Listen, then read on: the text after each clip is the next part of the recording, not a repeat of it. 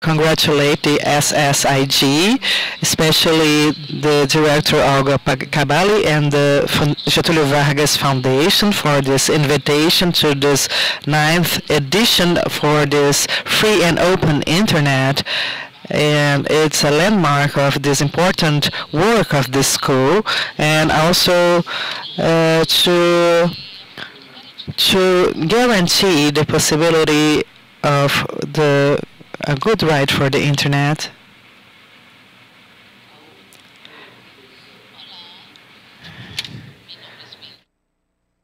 Fathers of the internet. I wish I could join you at this conference. Unfortunately, my calendar didn't cooperate. But I want to spend a little bit of time talking to you about the Internet of Things, sometimes called cyber physical systems, and some of the policy implications of this new technology. We're surrounded by devices every day, kitchen appliances, office appliances, things in the car, things we carry with us, our mobiles, our laptops, our tablets and pads, and so on.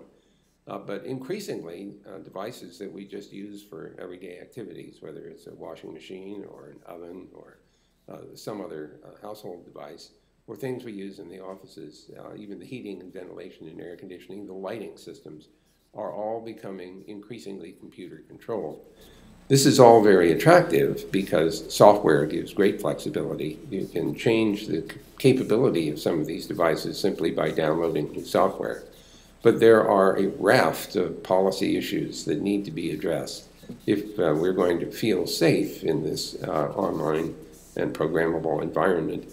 So I want you to think a little bit about safety, about reliability, about security, about privacy, and also about autonomy. And by this, I simply mean that we want these programmable devices, these network devices, to work even if they're not connected to the internet. The last thing you want is a house that doesn't work if the internet isn't available. So we need to think our way through scenarios in the use of these programmable devices in the context of those issues.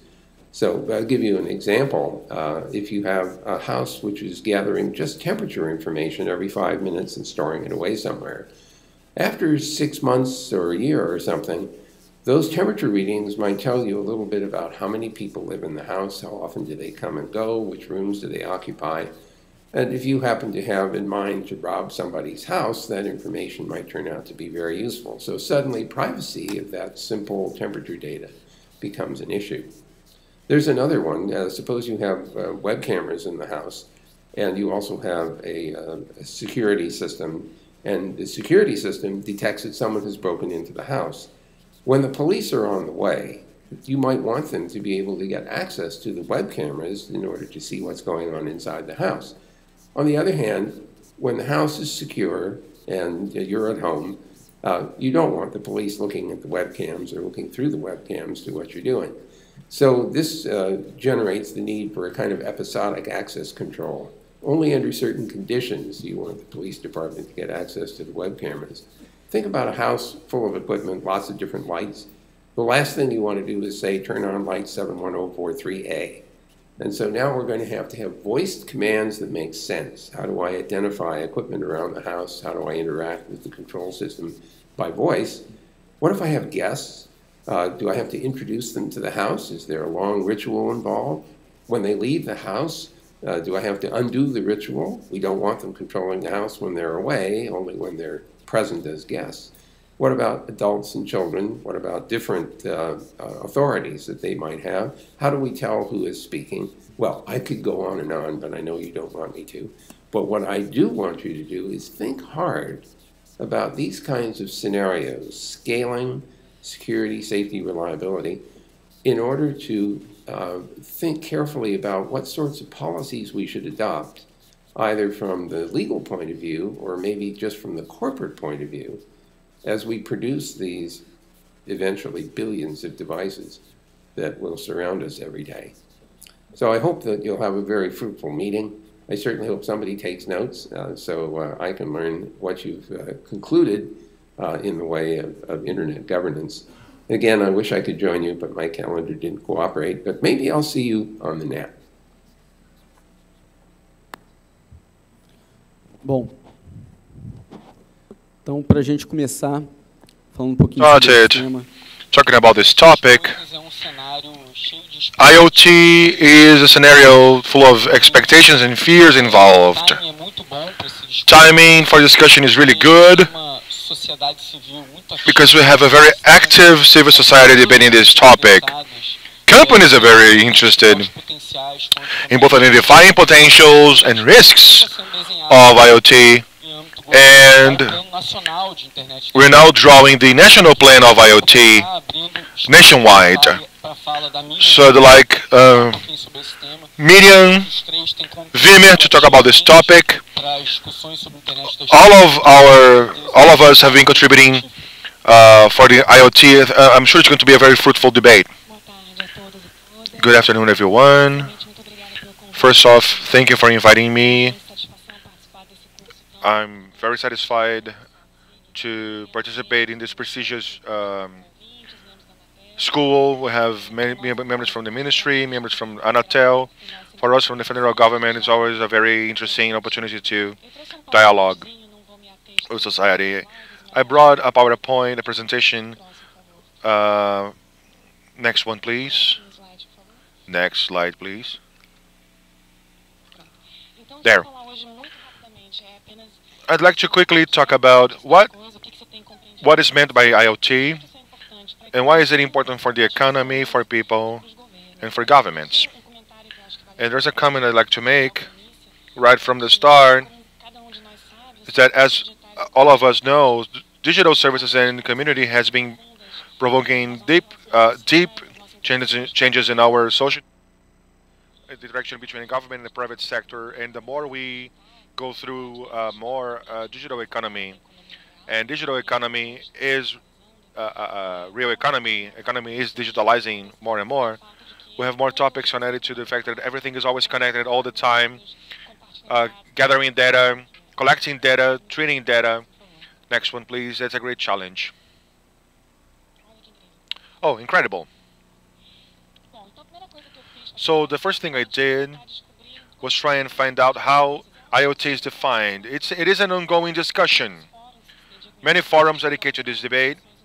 Some of each brings a different definition. There's one from Federal Trade Commission from America, which is the body that looks commercial practices and consumer practices.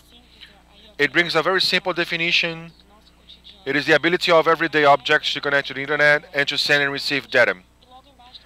And down there we have a more complex definition from the ITU, particularly from the normatization sector work group.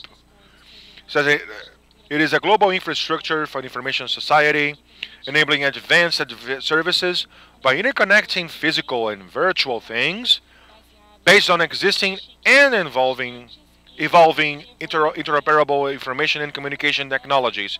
It's a very complex definition, and the common thing about them is the first off is the idea of complex and adaptive systems. So just a spoiler on Andre is going to talk about this a little later, but self-learning and self-feeding systems, and the idea of a network of sensors and intelligent objects. We're talking about cameras on the streets, about rain meters, agricultural equipment, of a number of edge objects for such purpose. And it has individual applications. I can buy a smartwatch and equipment that counts how many steps I took on one day. And there's also industrial application. I'm talking about precision agriculture, in productive systems in the industry. In Germany, for example, they're talking about the Industry 4.0. There was the term was coined for industry that was made for remotely controlled instruments. And another aspect is interaction, M2M interaction and H2H human-to-human interaction. It's very complex. I don't like to post data because they're always wrong. It's always wrong. There's 100% chance that the data is wrong. But Cisco previewed forecasted that we're going to have 20 billion devices connected by 2020. This comes from the first revolution. It was introduction of water and vapor in industrial processes. Then electricity. Then the third revolution is the informatization of productive processes. And then we now move on to the Internet of all of things. Everything is connected, collecting data and communicating to each other. Now, there's a disclaimer that we have wrong data. Last night I was studying this topic and I read that the writers would have reviewed the provision, the forecast. There's sometimes 28 billions, 20.7. Each consultancy has a different data, but it's a curve that grows very quickly in a very short time span. We have more data. This is about the exponential growth of the capacity of processing, of data processing. And another point in this slide is Cisco also forecasts that by 2020, the number of connected devices is going to be equal to 3 times the global population. That's the kind of average that is forecasted for 2020. The last data, the slide for us to move on to the discussion, regards a study that is being conducted by McKinsey, but there's also a similar discussion in the World Bank on global data flow. It says that the new era of data flow. It's a very interesting comparison. They analyze the evolution on commerce, financial, and data. And according to the report, where there's been a decrease on intensity, global flows have boomed. So there's it has grown by 45 times between 2005 and 2014, a very short time span, and it compares 2005 to 2014. I'm not sure if you can see it very well. It shows the flows in between continents. The thicker the line, the more data the more data flows. So there's been a brutal increase. You can see there's a great data flow between North America and Europe, and also with Latin America, Asia, Middle East. And this data makes clear that we're talking about a global economy. There's more and more important.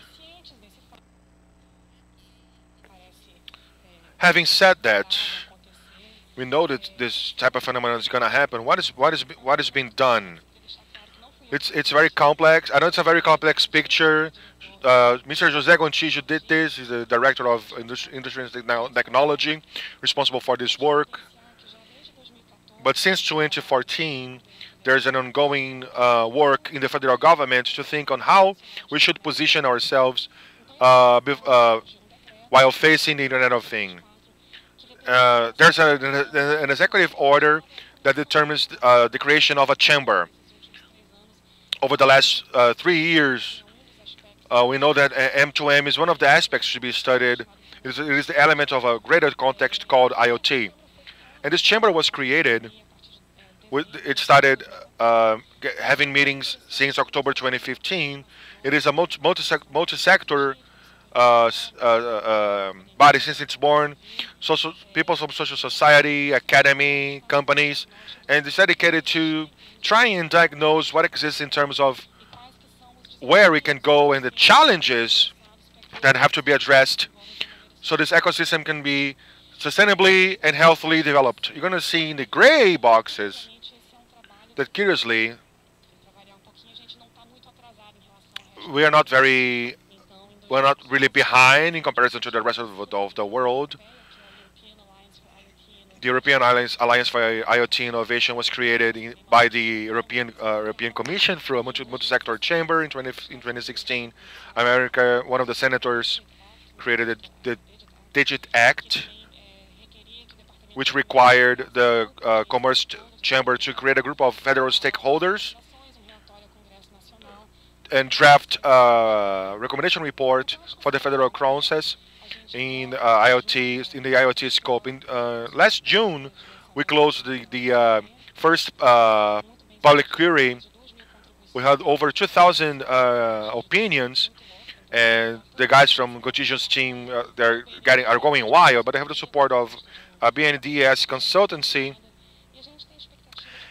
and we expect that by September it's going to be possible to provide a proposal on Internet of Things. That's going to try and identify priorities, the areas, the sectors where Brazil should face as a priority, and also horizontal approaches that are necessary for this, for a positive evolution of this ecosystem. This is what is being done. And before concluding my talk, there are a number of things that should be addressed and discussed because it is an ongoing process. It hasn't been completed, and nothing better than bringing some controversies. One thing that we can discuss is where the value of the IoT. What are we looking for with the broad and massive connection of devices? There's a very funny website which is the IoT of useless, the Internet of useless things. It tries to it plays with the doubtful use of IoT. So a spoon that measures if you're feeding too fast, if you're eating too fast. There's one on the slide. A bookmarker that you put on your your marker, and it sends the number of your page number to the cloud. So it also analyzes your refrigerator to see if there are enough eggs on your TV, on your refrigerator. Do we really need that much connectivity? And if there are potential risks, and talking about risks, that's very important. There are very two nice examples. One of the Kayla doll. It's an incredible story. It's a doll that was sold in the market, and it was announced that it's an intelligent, it's a smart doll. They would listen to your dolls, listen to your kids, process their voices, talk to them. They would be able to interact over the average. And in Germany, as far as I know, it was removed and collected. It's a spy doll. It's a spy doll. People could hack the doll. People could talk to your kids through the doll. Imagine how scary this is. And all the talks the kids had with the doll were sent to a company in California that processed these talks. So it was collected in Germany. I'm not sure about other countries, but there was a great scandal. And just a comment by Jeff Donovan, a specialist in in IT security. In a naturally short time, we've taken a system to resist destruction by nuclear weapons and made it vulnerable to toasters. Last year, there was a DoD hack that started from an IoT from IoT devices. Why do we need a connected toaster? I know there are many around, but once again, thinking about utility and business models, this is a graph that I find to be very interesting. I'm not sure if you know it. The Gartner Consulting makes something called hype cycle. It's a cycle of technology evolution. It's very small over there, but you see that in the lower frame, you see the evolution trigger. It goes up, all the way up. Normally up to real and inflated expectation. Then there's delusion. Gartner names those, and then you go up once again through a clarification ramp, a clarification bridge. That's the terminology they use, and it's interesting to see how different technologies are. In the IoT matter, each ball is a different IoT application. So I have NEM of product data, smart lining, smart machine communication services, and for each application, the map where this application would be in this hype cycle. You can see that many applications are up there in the hype cycle. They're being sold with great promises and enthusiasm, great expectations, but they haven't proved right yet. And what Gartner itself says that IoT is still in the peak of inflated expectations for the third year in a row, but there's a lot to cover in terms of finding sustainable models and the concept proof. And the dark balls, they say that 2 to 5 to 10 year time span, so that it is a proven concept and fully applied to society. not to say that I just spoke about bad things. There, there's a lot of potential impact in many different areas on economic activity, and when we think about government, clearly education, health, infrastructure, but also in the productive sector, in agriculture. Brazil is Brazil has a very strong agricultural base. Maybe we could focus on smart agriculture rather than advanced manufacture. But there's a very broad field of potentialities. But we have to identify first where Brazil is stronger, what would make sense to invest in, and carefully assess the risk aspects. What we got to do for this to be developed in a safe way. And in this slide, there's a number of questions. To the left, we have the matters regarding challenges and barriers for the consolidation of this business model, standardization, interoperability, regulation aspects, legal and regulation, such as telecom, added value, network neutrality, taxation, a number of issues that are being discussed at the IoT chamber. There's an additional number of themes that says how can this business model be good for our society, be beneficial? What kind of legal support should matters such as protection of private data have?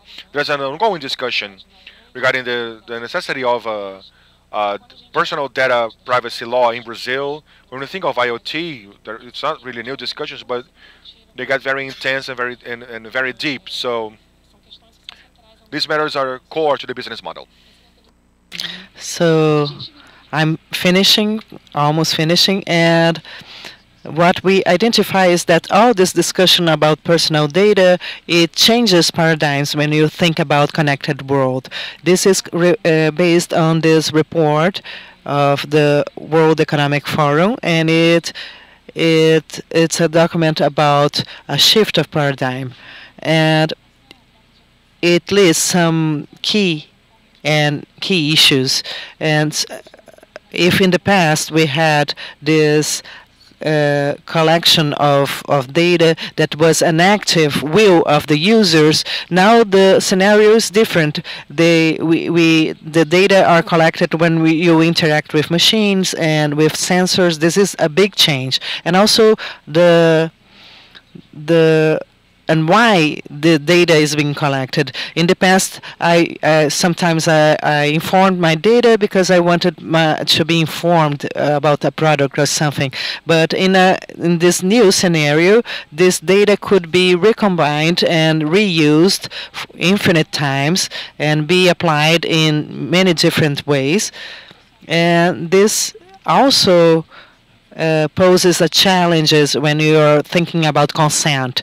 And talking about consent, I'm sure that the terms of agreement is a very fragile tool. Nobody reads them. We have been in this panel last week, Eduardo, that one of the speakers told us that 80% had signed this term of agreement when they consented the company to have their first child. So when you think about this connected world, you need other tools, and we'll talk about that in the last slide, and also other protective tools. And in fact, all this mix of collection and so on, it challenges us to think about this shift in paradigm, and we have to think about that, bearing in mind that the person is the owner of the data and they own the right to understand how their data is processed and used, and they should control how it is disclosed to third parties. And I will conclude by saying that talking about privacy by design. This is a concept that was proposed in 2010 by Kavup from Canada. It's a very simple concept. In fact, it seeks to to convey that it's no good if we have good lawyers if the company is not trying to design products and services that are friendly to privacy and user protection and also security. And also this concept that lawyers and laws won't solve all the problems, we have to bear in mind that these design decisions are not neutral. They involve choices and decisions from people who are programming algorithms and who is assembling these tools to collect data. And in order to finish my presentation, it's important that the companies are engaged and that we also have this natural configuration in technology and also in the products that are in the market, and we shouldn't forget about that. Thank you very much. Thank you, Miriam. It was incredible. And it shows how complex this IoT matter is. We have a lot of challenges with security, privacy. They are not new challenges, but now we have this buzzword that is catalyzing a series of debates that is involving security, privacy, and also regarding the economical potential that, as you have shown. And it's interesting how you were able to bring all the expectations around IoT. Trillions of dollars are expected to be in this market, and the quantity of devices that will be connected in the near future, and how the government is worried about that. And it's not behind other countries, and it's anticipating. We are anticipating to profit from the potentials and also to protect people from the risks. And I remind you that you can have this egg minder that is a connected egg case to tell you how many eggs you have if you are in your supermarket. So it's a very innovative technology, and who doesn't need that? So I think you have given us this great overview about this IoT and how the government is facing this. And now I invite our friend Andre Guerreiro from IBM to talk about the challenges of IoT. This is a hard task to speak after Miriam about Internet of Things. When I have accepted this challenge and I saw that Miriam would be participating and Vincent would record this message, I asked myself, what could I add to this debate? Because Miriam knows so much about privacy and security and about this theme. What else could I bring for this debate? So with this mindset, I propose myself to come and debate this theme.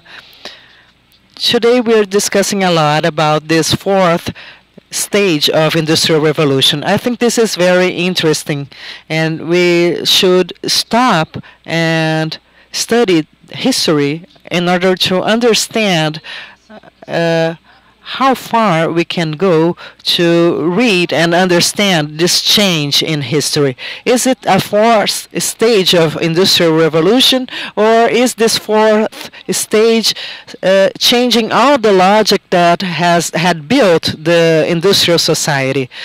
Only for us to reflect on this matter. I don't have the pretension of studying this deeply, but if we think about the industrial revolution and what it has created with these new productive standards and new production process, and the industry had changed all the farm order that the production was based on handcrafts, and then we changed it, and we had this labor, the industry labor era, and all the regulations about labor, and we were able to regulate consumption in the industrial era. And Ford was one of the great geniuses to reinvent capitalism when he reduced the workday, and he doubled the salaries, and he he allowed the mass consumption, and he thought, my employee, I want them to work less and earn more, so they are able to consume the car that they are producing.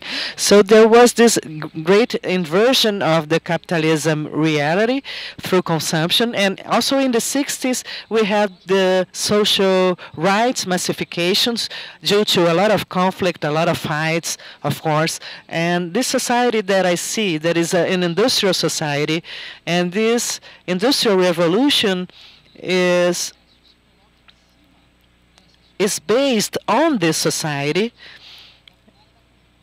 And in the cultural area, the mass culture of the 20th century, we've had the radio massification and then TV massification with uniform contents. And speaking about democracy, we have representative democracy to legitimate the vote and universal vote and a political program. And also in urban mobility, we had mass transportation, trains and trams.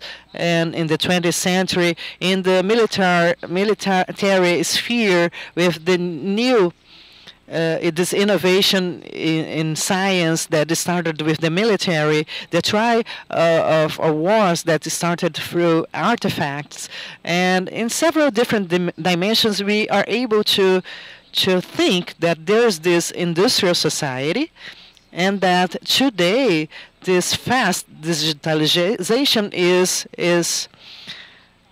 challenging it. So the labor relations that are based in this digital world is threatening the industrial area itself. It's not that it won't exist anymore, because the industry didn't finish the handcraft, but it was the new reference. What about 3D printers? How is the productive supply chain changing? More and more, you have this attempt of customize the customer service, so we don't have this massification. And also the cultural industry in the 20th century, it shouldn't be subverted by the streaming, for instance. What about TVs? In the past, you were there passively waiting for the content, and now you actively choose what you can watch. And in the urban area, we had opted for public transportation, but is it the solution now in this changing world? Maybe people shouldn't be adapting to the lines, but maybe the transport lines should adapt to people. Maybe we are breaking another paradigm, another model. So now that you know to where people are going, you can adapt your mobility. And also, with all these wars in engineering wars, we have several different elements to think about. So this digital society is surpassing the pillars of the industrial society that is still hegemonic. And this brings challenges. In macro-social level, how could we build this digital society? It won't be born in this void. It will be born after this costumes and habits of our society, and we will face many conflicts. And at the same time, this industrial revolution, it started isolated in England, and the digital revolution is happening everywhere at the same time. So the timing's very fast, and it's a very interesting reflection that we should do. What pillars should we work in order to build this digital society? And first of all, I think that we should reshape this narrative. I don't know what are the elements that we should use. In this morning, we have discussed a lot about digital inclusion. Of course, this is an important element in reinventing the narrative of the capitalism And we'll have other narratives as well, like the communist movements and anarchist movements, how they did, and they said that the subversion was to change the capitalism itself. And I believe that we are able to reinvent this narrative. And we also should work as digital citizens. We should have organizations, we should press the government, we have to accelerate this training of the digital citizen. I understand that especially here in Brazil, after the Arab Spring, we have seen, not only in Brazil, but we have seen these citizens that are receiving information very fast, transferring information very fast. They want to participate in the political process. They do not accept voting only after 4 years. So the democracy has to be reinvented. It has to seek for new elements to reinvent itself. So in this third point that I want to address is the matter of reliability, because the digital society should be built based on trust. Miriam has said that one of the key elements that is in this pillar of trust is security. Windsurf also talk about that, and privacy as well. And I would bring this third element that we should debate is the ethical matters. How will we address that? And what are the challenges of IoTs? We have this great challenge when we take all the devices that are connected and communicating, and this will be a revolution. We have seen the numbers that Miriam has shown us, and they are very impressive. With this evolution in artificial intelligence, how does it work? How are ethical matters inside these systems? One question this morning was a very relevant question. I was a state or federal university researcher. How can we talk about automation services in companies and government? And how does the matter of this ethical debate, where do connected objects have to make a decision in a short time span? I'm sure there's a very deeply exploited but unsettled debate on connected cars, autonomous cars. What if the car has to decide between a passenger, the car passenger, and the pedestrian? And we can exploit and make a lot of exercises and build on that. We're going to talk a lot about this. I've recently seen that the matter of autonomous trucks is more advanced than cars. There are airplane-like cockpits. And what's the debate if the autonomous truck has got to make a decision between, like, for a load, save a pedestrian, or leak an explosive cargo that can boom and destroy a neighborhood. Drone can be something big or something small. Regarding agriculture, if it has to spray an area where there's a person or an animal, how is the decision in this process going to be fast? And what about a military drone? Like police monitoring drone, it sees a murder, for example. What does it do? Is it going to intervene or not? If it doesn't intervene, it's going to be a partner in crime. So how to deal these questions? Regarding smart shops, there can be a robot or not, but nowadays there are systems where you can monitor shops, and you can monitor the whole behavior, the whole customer behavior, even the clothes, their interests, even to make new offers. What are the criteria to base so you don't have like class or gender prejudices or whatever? There's another field in the bioelectronic medicine while researching. I did research on this, and the insertion of medical devices that are revolutionizing. I'm not very familiar with the topic. Instead of using chemical elements, introduce small devices with electrodes, and you replace the chemical treatment with the electrical or electromagnetic treatment.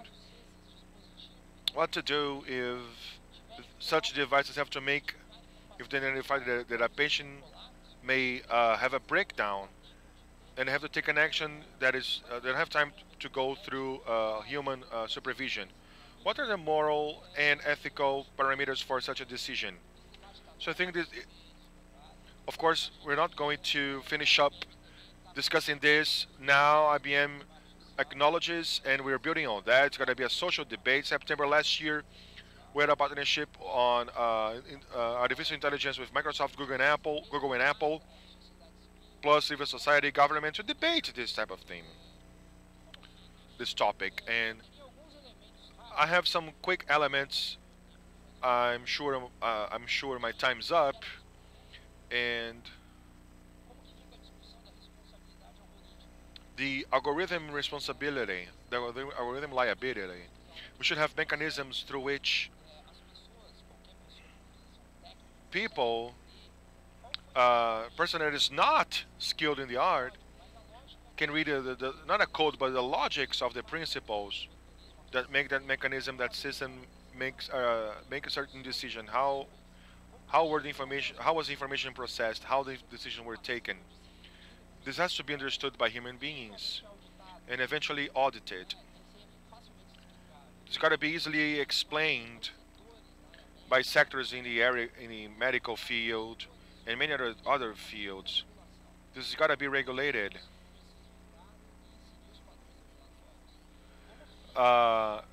Regulatory aspects have got to be complied with. We were discussing the three Asimov laws. It's very interesting. It's a very interesting debate. How can you embed values in certain robot or system? This was discussed in 1942. So I see the debate. We've been discussing this, and there's a whole debate if the value is embedded in the programming process or if the value should evolve through time, through interaction, and undoubtedly these both values should match. They also have to evolve. And the third point, just to finish off, how robust is the system going to be? They have to be verified, tested, if they're going to follow satisfactory patterns before being released, if the results match expectations, initial expectations, and most of all, the systems are humanly unlocked. This has to be guaranteed to make sure that such rules are being complied with, along with social evolutions. This is my initial contribution. Thank you. Thank you, Andrew, for your speech and for your reflection efforts. We're trying to identify what kind of revolution are we talking about, to what degree of disruption is IoT going to pose. It's hard to think of a phenomenon as it happens. There should be a minimum distance. Your effort was quite welcome, especially when you talked about, along with the most known challenges, the necessity of an ethical north on scientific advancements. Now, I'd like Microsoft's Marcio Gonçalves to take the floor. First off, I'd like to thank FGV for having me. It's an honor to be here in Rio de Janeiro again at FGV. And now it's easy after Miriam and Andre. It's easy for me to talk. It's just it's a testimonial more than anything. Before the Industrial Revolution, I'm a victim. I started my career as a lawyer, as a copyright lawyer. So I suffered with Napster before IoT existed and other tools existed. I'm a living witness that I had to reinvent myself to survive in this digital world. So I'd like to bring, Andre talked about Industrial Revolution. We are worried we're always worried about the consequences of all these changes that we have. This is a picture of Flatiron Way in New York, beginning of the 20th century, something about the 1900s. And we see horses, thousands of people used to work there. Over 1,000 horses were used in the city for commute. And a bit after 20 years, the scenario has totally changed. People that worked cleaning streets with horses. I think those people are more or less something like the taxi drivers. It's a similar challenge nowadays. It's a living proof that it is impossible to stop this new industrial revolution that is taking place. Figures vary. Mina talked about 11 trillion, which is the estimated IoT for the world. And data is the new coin, the new currency, the new world currency. All companies, all those that are an activist in this area, they know that data is a source of wealth. So we're very concerned on privacy, security, transparency, but also with the need to create a market that doesn't stop innovation from taking place.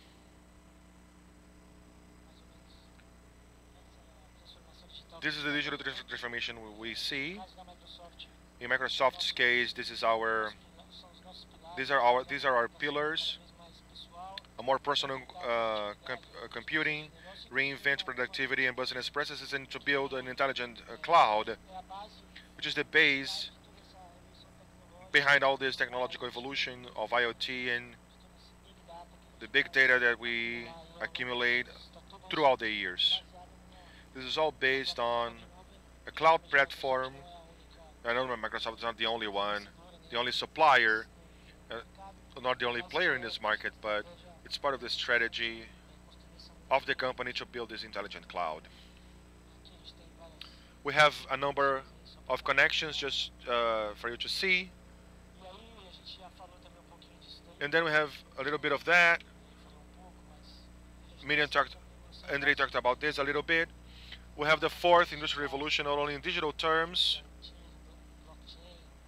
blockchain, and new executive revolution, but in medicine and autonomous vehicle. I don't want to waste my time with that, but here there is some data. I know this can be outdated by 2020. 60% of the world population, we believe in big centers, in big cities, over 450 billion business transactions over the internet, and 5 billion people, or 2/3 of the population of the world population, will be using social networks. So I'd like to bring you some examples on how this technology can help in our day-by-day.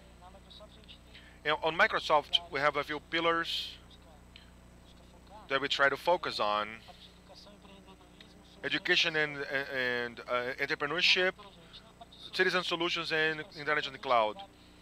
In the citizen solutions, we have a number of examples. The big cities like São Paulo, Rio de Janeiro, we have always got to think of the public transportation part. It is a challenge. Andre has made some comments on it, just to change a little bit the paradigm. We have to analyze the consumer, the user, to see where we post the line, the bus line for the guys, where the guys got to go, and search the user. Another serious problem we've faced regards water.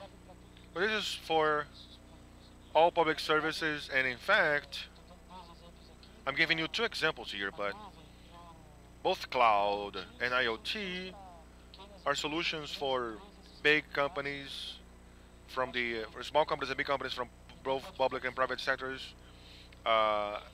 Everyone's got to take part of it. Just a little bit on the importance of this from Microsoft. We understand this study as a journey of entrepreneurship, from training youngsters to accelerating companies. In Rio, we have a research center. In Brazil, we have a transparency center, and we also support innovative companies with solutions for the challenges that we face in our lives. And to finish off, because I know we're in the end right now, because of cloud, we have three pillars, and I consider it to be paramount. But we have to trust in terms of technology. And for us in Microsoft, cloud's gotta be reliable, responsible, and inclusive. Inclusive meaning everyone's gotta be included. We're going to create mechanisms for it to be accessible, it's responsible. Now Microsoft is testing the creation of submarine data centers to save energy. So it's a green data center, and reliable. It's the main element in the privacy issue. We now live a dilemma between security and privacy. Both are very important principles, but none of them is absolute. In some cases, we're going to have to leave security behind because of privacy. I can mention the case where Microsoft has acted when FBI tried to break the iPhone security code after that terrorist attempt in Pasadena. Microsoft's position agreed with Apple's, although we are competitors, because in this case we think that we have to fight with Apple, because it was a request that would break privacy for everyone, even in an irresponsible way. And we always think that security is important, but we also have a we always have to comply with the laws where we operate. As a global company, these are the challenges we have, because we operate in countries with different institutions, different degrees of responsibility, of liability, and thank God we are in a country where our institutions have proven more solid. But this is a challenge we have, and we are generally going to have to analyze this on a case-by-case basis. This is the link for the Cloud for Good, and my email address for the debate. Thank you, Marcio, for your presentation. Microsoft and IBM are making this incredible work with IoT. Our time is up, but I would like to open for two quick questions. All right, let's try to be brief in our questions, please.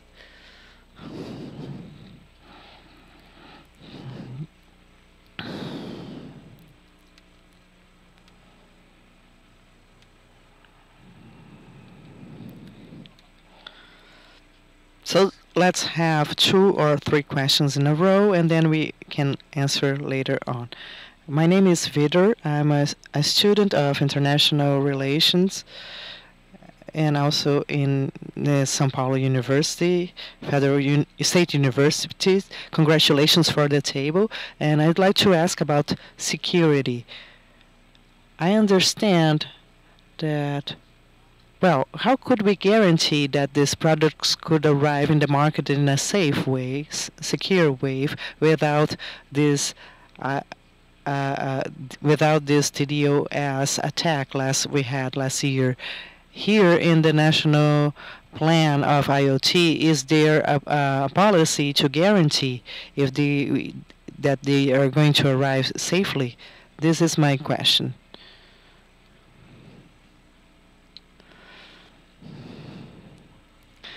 Good afternoon. I'm Marcelo Saldanha from Bem-Estar Brasil Institute. It's an economic question.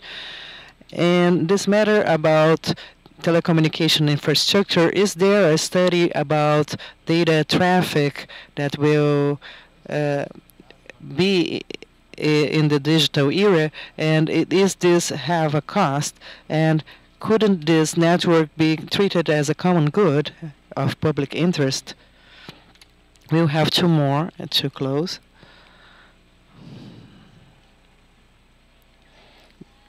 Good afternoon.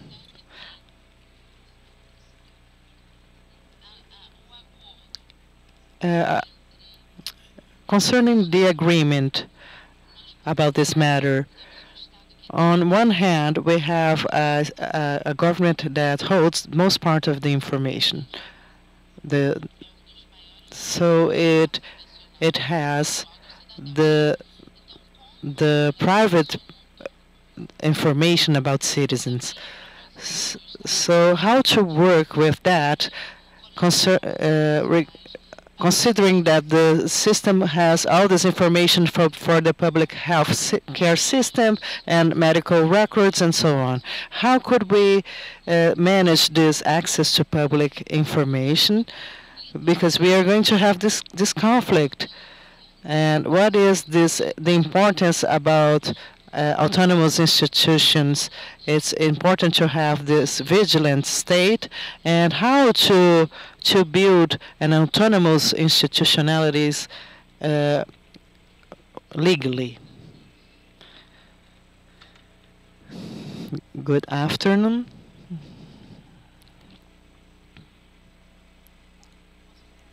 May I ask my question, and then I pass to him? And it's a quick question.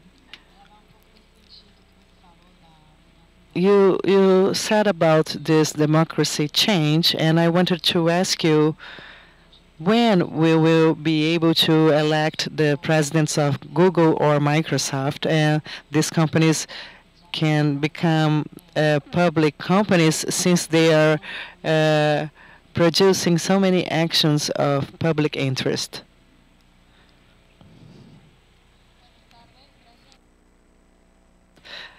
Thank you.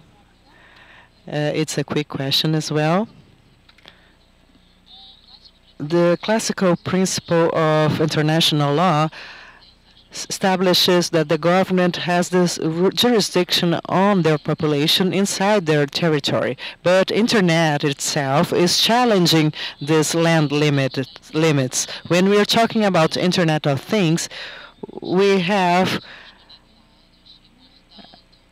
thousands of devices connected and many different legislations connected. So this generates conflicts when you're talking about the privacy protection and so on.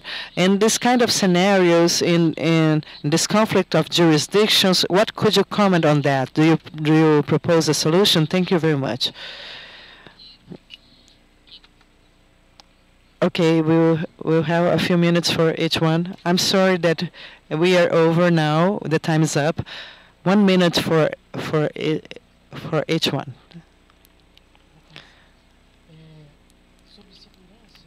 About security. Microsoft understands that this is a great challenge. Since 2002, we have been focusing on this. We have this cybercrime area, and through cooperations with the government, we exchange information, intelligence information about malwares, for instance, so that the authorities are able to take the right measures concerning that. And of course, we know that the great challenges are cyber wars, and we have been bearing this in mind since the product development. So in the Olympic Games, for instance, we were a partner, and we have developed the portal, and it had millions of page views, and it was built with cloud technology, obviously, but we had 5 data centers in 3 different continents to prevent attacks. We had 22 million attempts of attacks, and at no moment were we off. So just to tell you about big data and this risk assessment, and about this last question about jurisdiction, I believe this is one of the debatable points, that is the international exchange of data, and of course we have limitations. I will give this example that Microsoft is fighting the U.S. government because the U.S. government is requesting data about a user that was in Ireland, and Microsoft has sued the U.S. government because, according to us, it should have been asked through this assistant to the TRIS, the MLAC. So the U.S. government is now deciding if they are going to discuss or go to the Supreme Court. But these are relevant matters, and we are also developing with other players is about the Geneva Convention, a digital Geneva Convention, to discuss this kind of points, to address this kind of matters. Hello. Concerning Victor's question, an aspect that I didn't explain in my speech is that in the methodology of IoT Chamber, we identified it of a series of horizontals and verticals. I didn't understand at first. Verticals are sectors such as farming, industry, and so on, and horizontals are the themes that pass across all these verticals. And the work that is being done is to identify the verticals and horizontals, and in each way they should be addressed.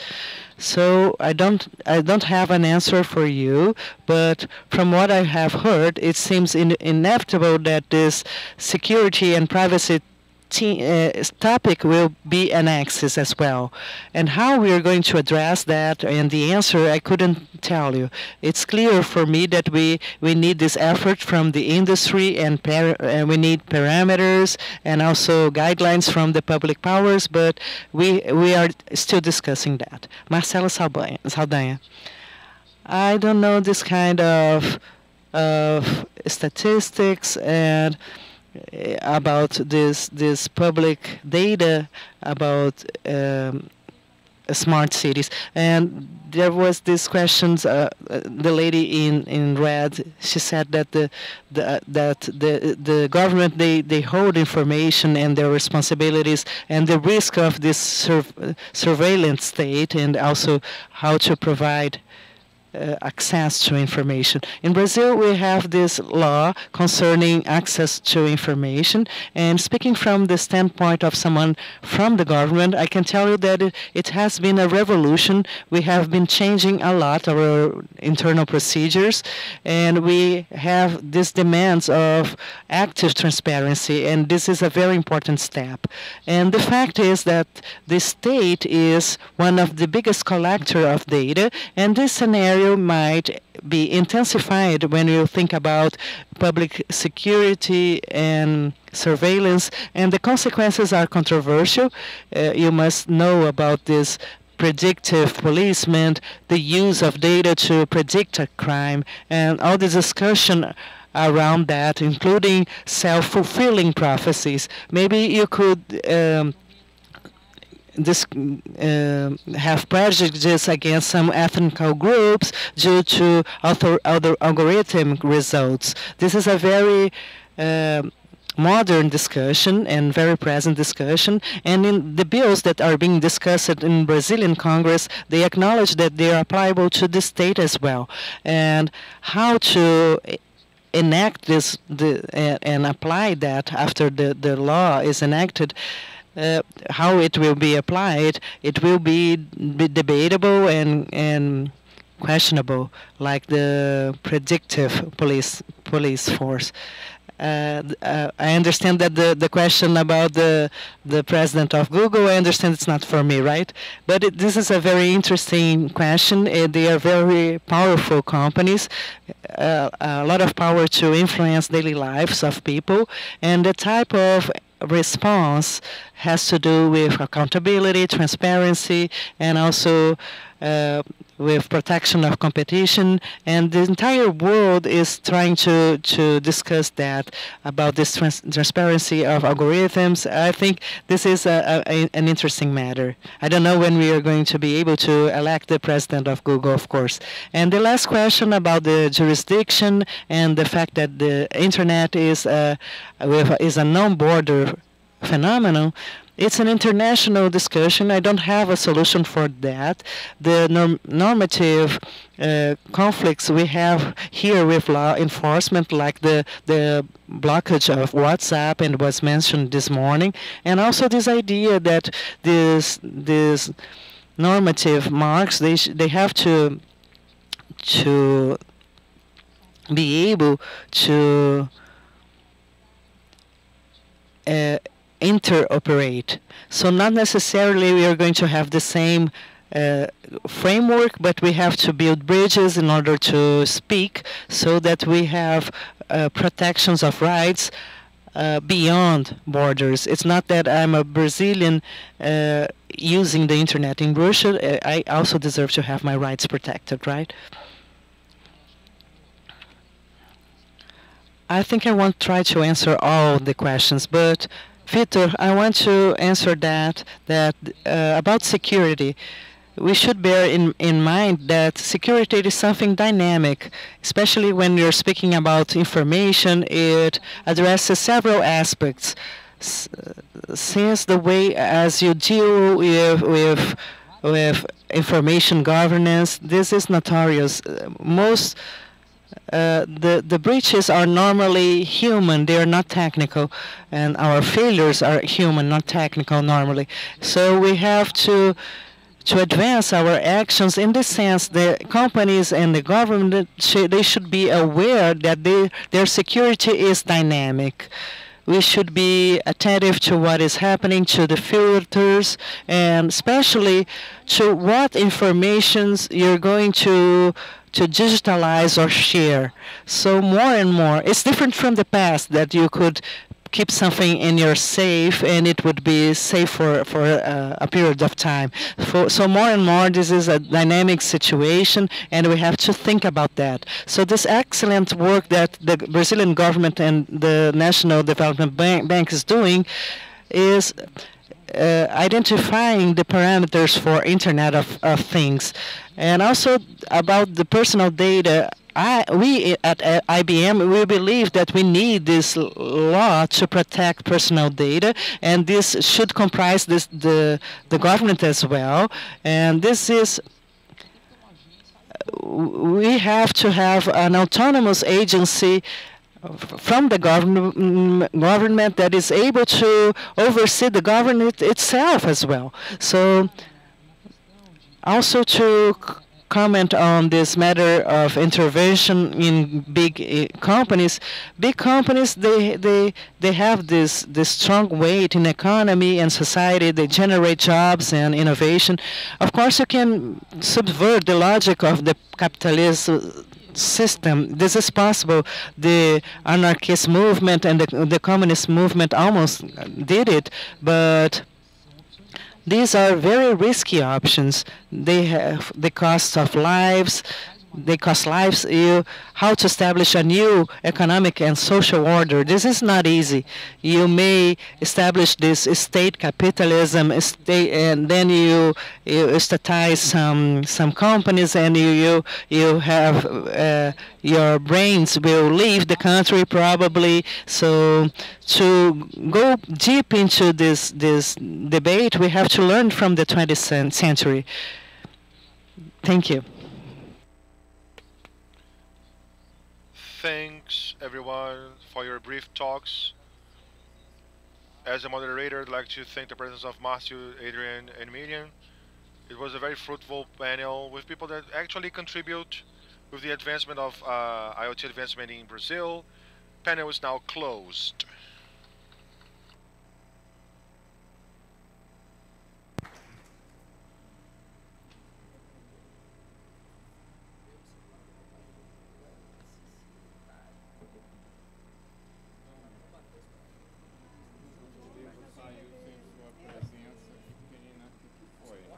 O Max aceitou?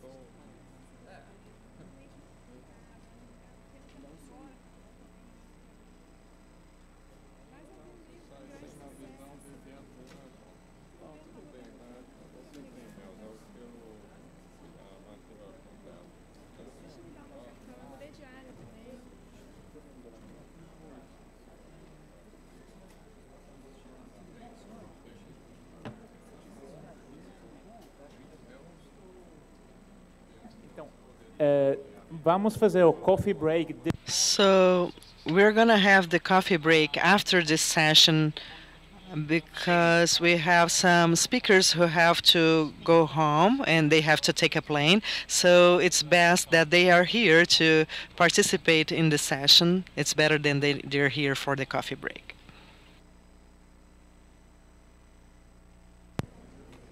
Mas é isso, como é que a gente vai reinventar essa narrativa?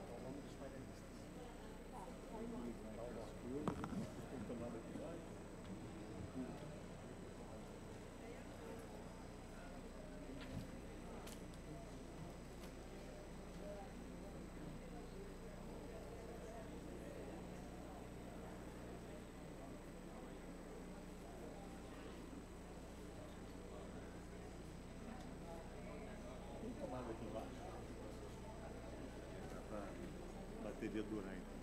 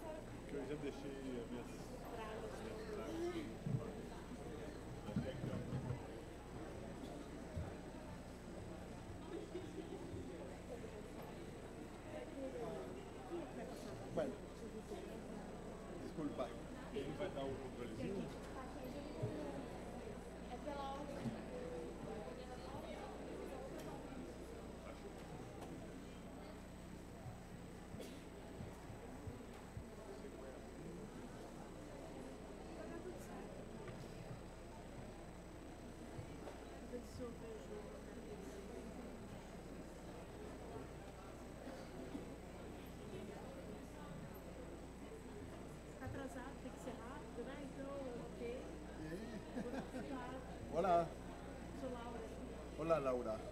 Marcelo. Hola. Não? No, some the ISOC México.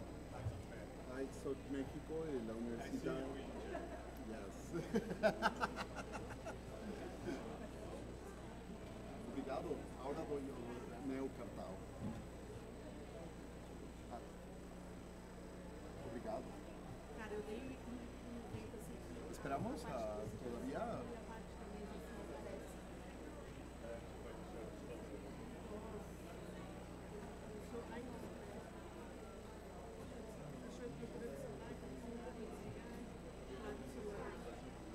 Esperamos a la otra persona. No.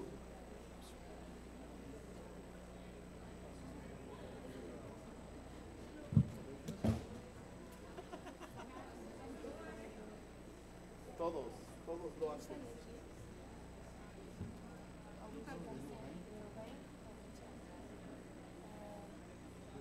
Sí.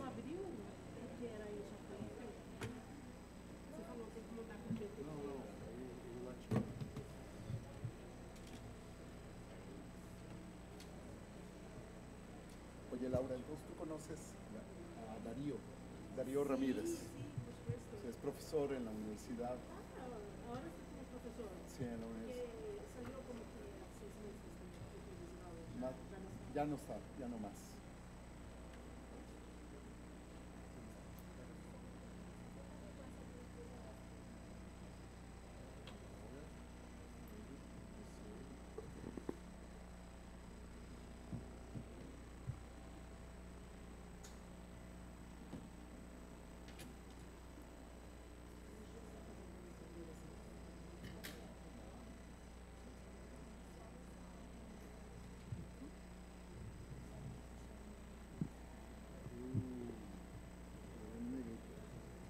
Oi, eu enumerei para ele.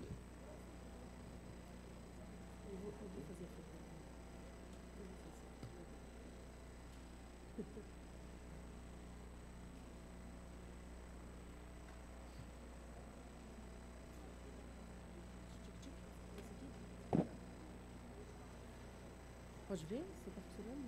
Ainda não é o momento. Obrigada. Eu ia ficar assistindo ele falar.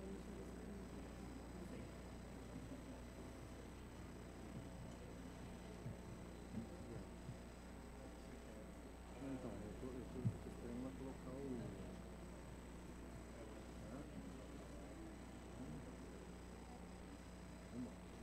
Boa tarde. Boa tarde. Good afternoon. We'll be opening the panel on sustainability and connectivity and some experiences on this topic. My name is Lacer Dias.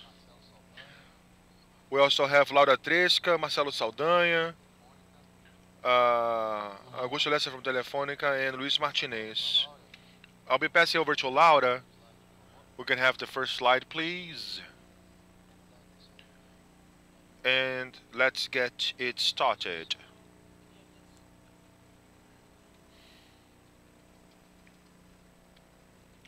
Good afternoon, everyone.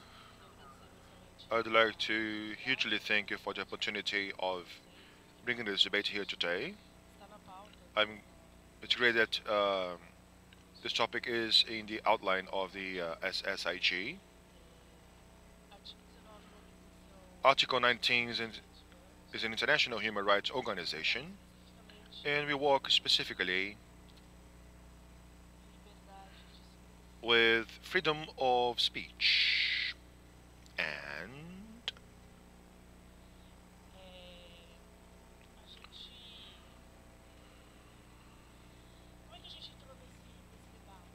how did we get into this community and community debate and community providers?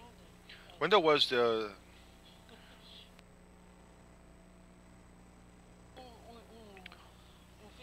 when Facebook announced internet.org, I see there was a great mobilization from the international community to think on connectivity models which we would like to have.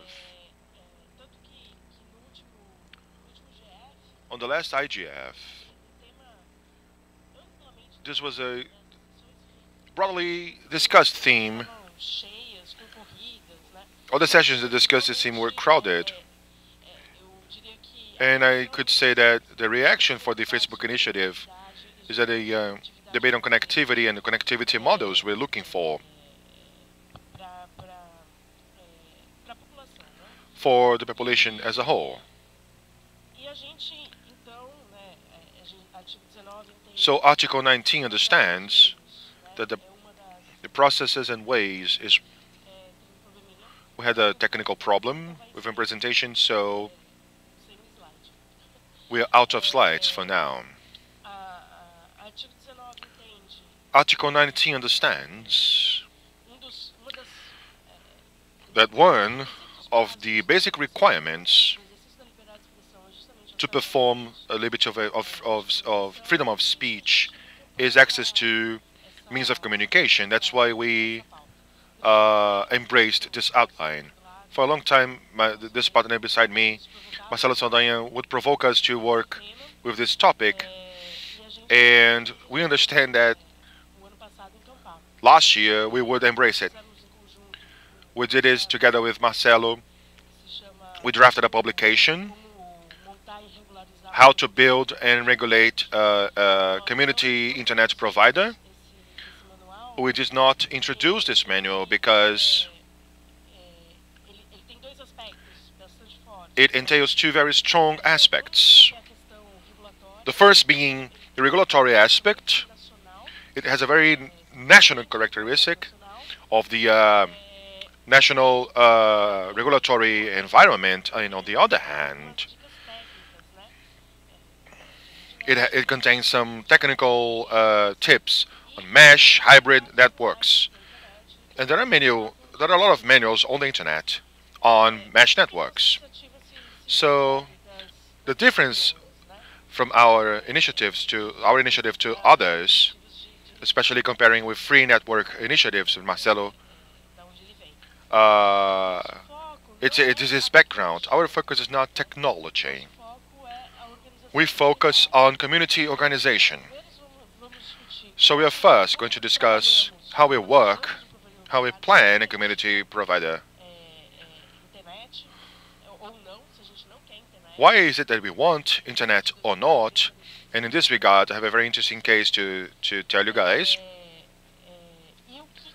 And what are you going to do with this network? What are this network rules? So there's a whole focus. How are we going to sustain this network? So there's a whole community organization focus for us to discuss. Well, we should go for a hybrid network. We should go for optical fiber. And we'll discuss this later. So we also work with workshops to discuss this topic. We've had workshops in São Paulo, Paraíba, and the Federal District. And our idea is to have more and more workshops in this regard. And one of the most interesting workshops we had was in São Paulo.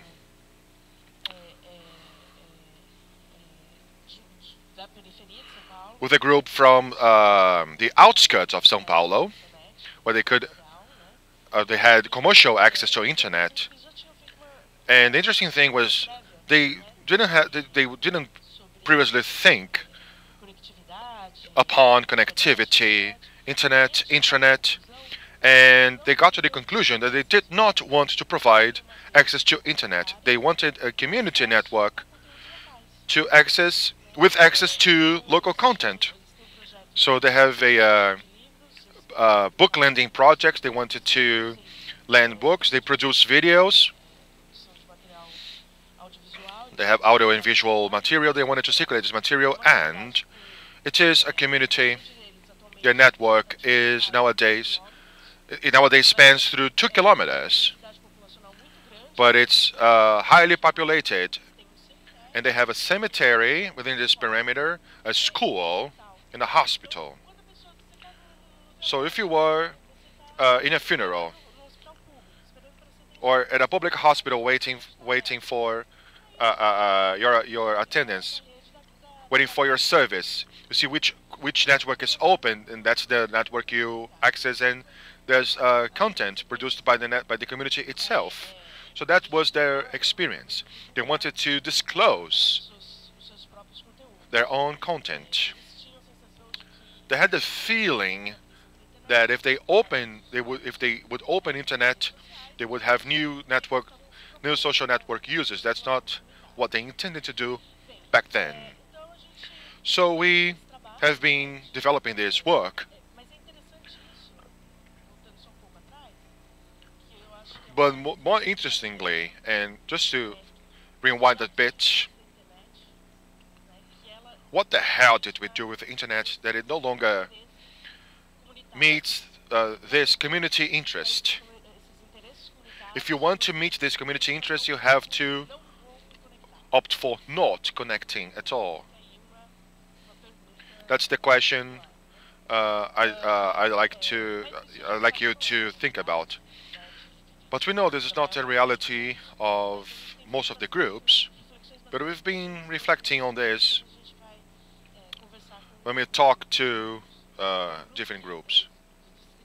There's a group from the federal district. They are having a crisis in this regard.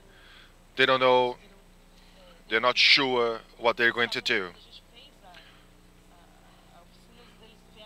When we had the workshop, they said, we want to build an ISP. Then they said, well, I'm not really sure.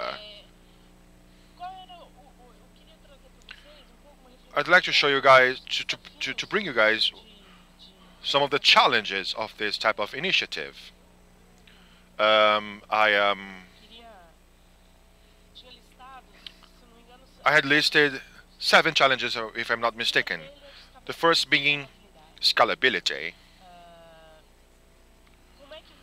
How can you not turn this into a punctual action from Article 19, from COAB, from LEAD, from other initiatives? How can you create a policy, a fostering policy, to support this and for this to become a more massive spread action, so it is not just storytelling, so that it becomes an alternative to connect half of the population that is not online. Another challenge is the regulatory scope. The whole Internet Bill of Rights is business-wise. It wasn't. It did not consider this self-management model. So we had this joint publication. It took us 6 months to achieve a consensus on the best legal framework to recommend these ISPs, community ISPs, for them to officialize themselves. But the Internet Bill of Rights does not entail this type of initiative. In Brazil, there's a perspective that maybe we will soon have a deregulation for small providers, less than 5,000 users. You just need to register this station. There's a perspective view ahead. But I think this is a challenge, and it's a general challenge. The other challenge has to do with the technical support matter. One of the characteristics of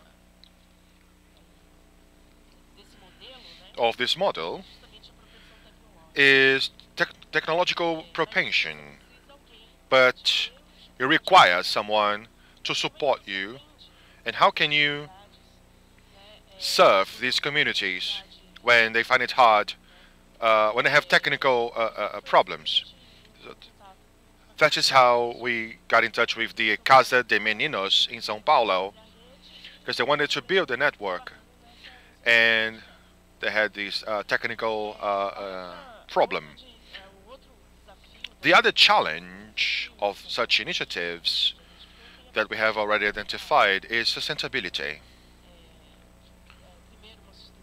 First, financial sustainability and mobilization sustainability. We can think of it just as financial aspects. And then we recommend in our discussions crowdfunding, even sponsorship, a number of possibilities for financing. However, we still have the challenge on how to keep people involved in this process regarding the community ASP. The idea is that it does not have an owner. The group is going to manage connectivity, not necessarily access to internet. And the concept, I'm not sure if it's clear for all of you what we are talking about here. Translating with very simple words, which is to bring a structure, to build a structure, a connection structure in between households or people from a certain local where you can, this infrastructure can be connected to the internet or not, and it may offer local contents or not. And the idea is that it is self-managed. It has no profitable purpose. The technological appropriation is also important. I'm sorry, but it's hard to remember all of the elements. There's a fourth characteristic, and when I recall it, obviously, it is also characterized by the public it serves. Our idea is not, although it's perfectly legal, to have such practice, for example, in middle-class community, middle-class condominiums. That's not the objective. We're talking about an alternative to connect people who are not online. So, based on incentives to private initiative, it has reached its limit in Brazil. It hasn't changed for 2 years in Brazil. I mean, the number of households connected. So it's been 2 years that companies, private companies, are not able to connect more households. We are stuck, which demonstrates that this model, this big companies now use, has reached its limit. That's what we've been looking for. I now close my initial provocations. Thank you.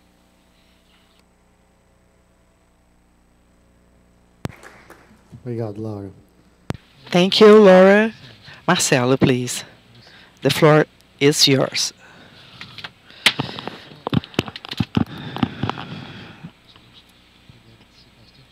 If we could be very brief so that we are able to answer questions as well. We are still in time, but we want to remain like that.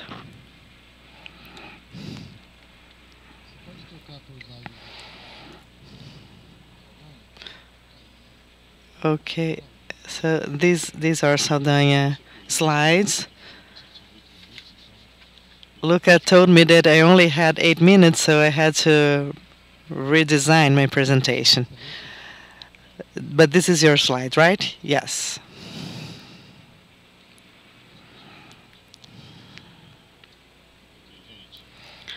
Okay, good afternoon. My name is Marcelo Saldanha. I'm a part of Bem-Estar Brazil institution that guarantees the advocates for an internet with full support, and we are also working with P2P for building new providers. We have partners in the Article 19. They are helping us to disclose this communitary IPSs in Brazil and ISPs in Brazil. And our talk here is just to provoke this debate about what other types of internet access that we can establish that goes beyond the our market today, and also concerning the public policies that we have right now, and inclusion policies as well.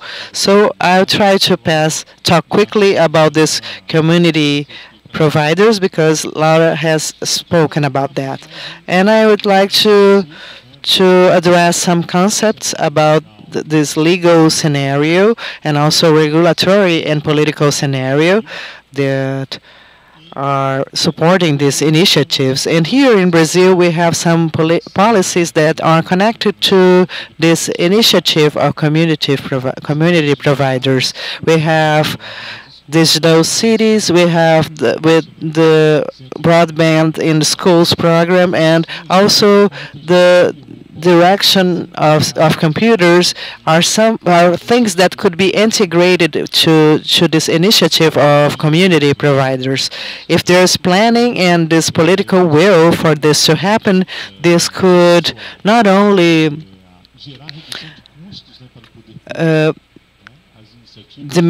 reduce costs for the public power. They could be part of smart cities. They could be integrated in, and also fostering other policies of inclusions. And of course, we have this interesting debate because sometimes even the economical sector are also excluded. The industries, for instance, they are in areas where you don't have quality access. So to expand this network to this kind of excluded places, this could help economy as well.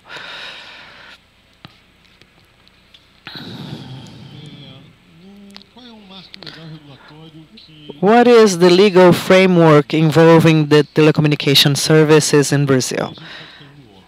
We could talk about the obvious because we have the human rights and also the article number 19 that speaks about the freedom of speech, and this is also established in our constitution in the Article number 5, line 9, we have this definition.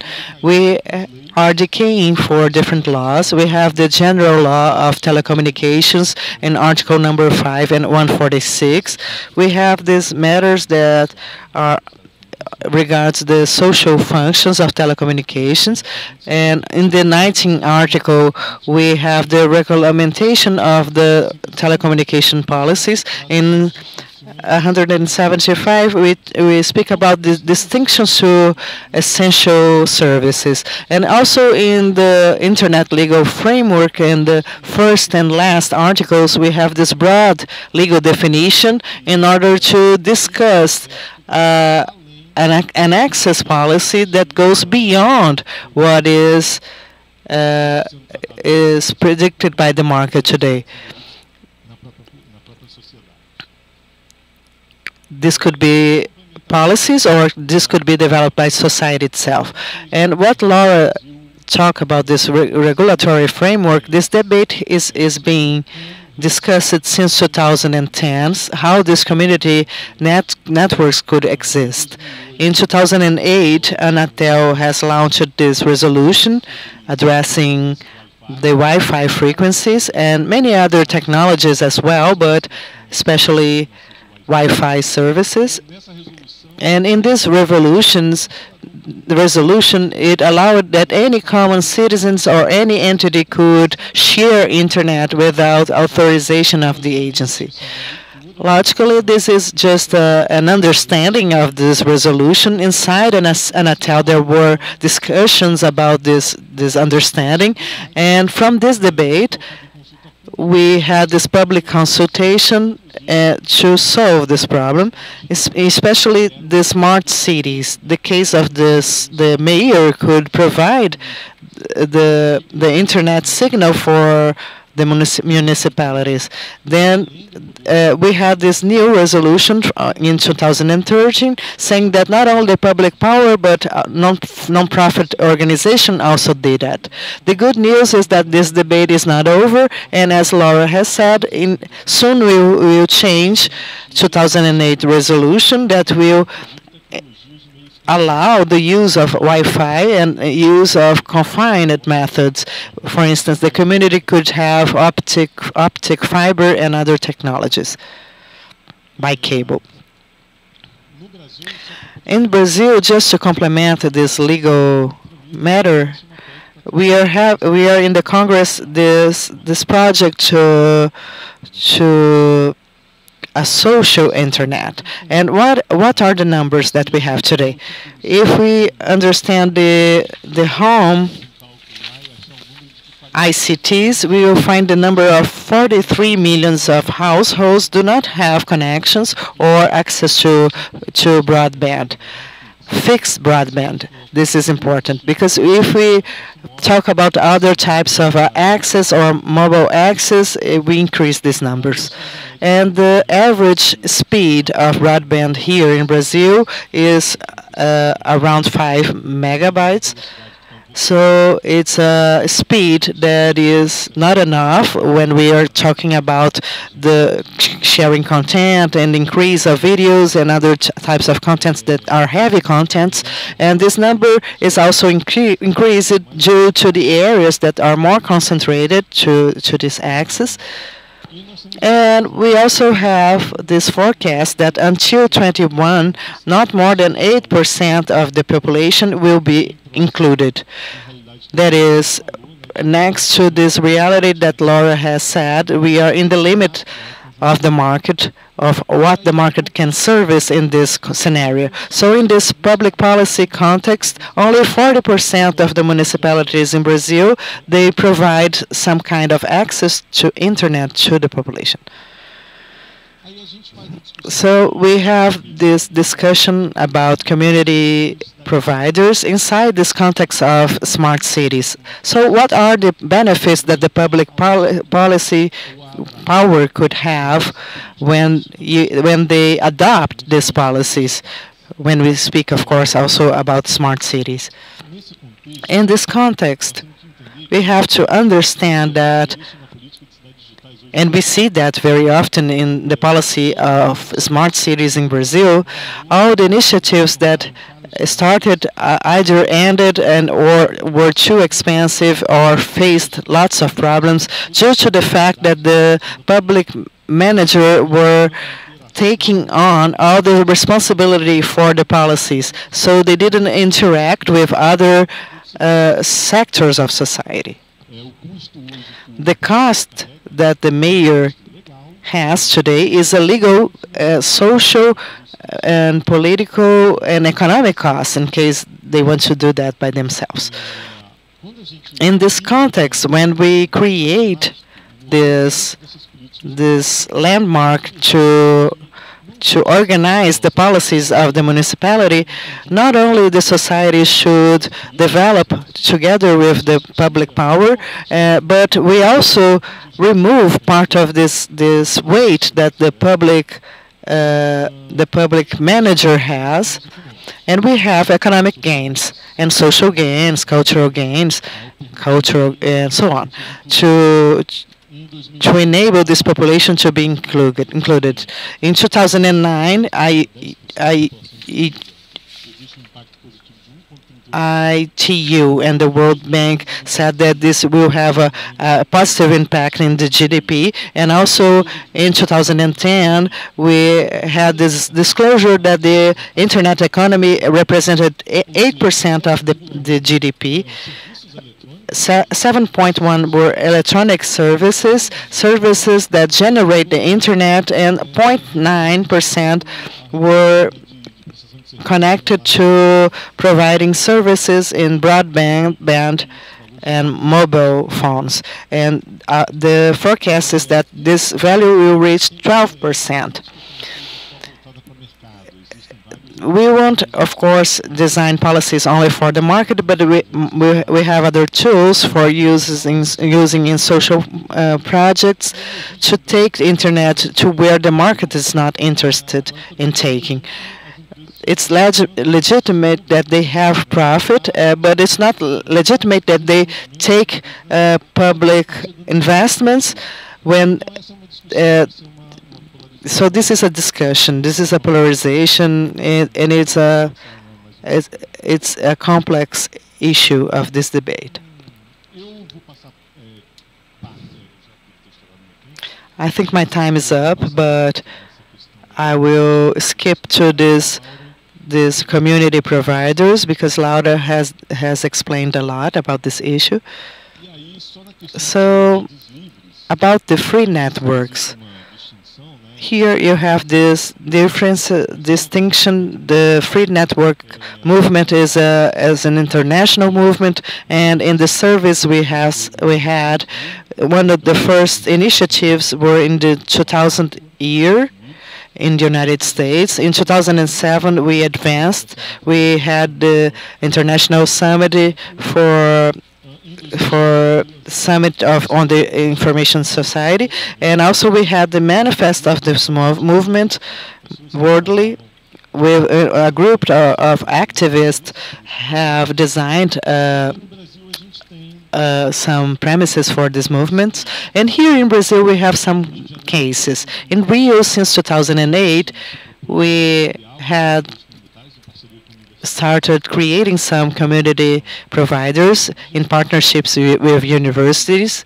And also in Rio, we have in Fumaça, a city near Resende, and it has been deployed some years back, and it exists up until now. And also we have this other project mixing the concept of applying methodology for sustainability and appropriation of technology in communities in a sustainable way.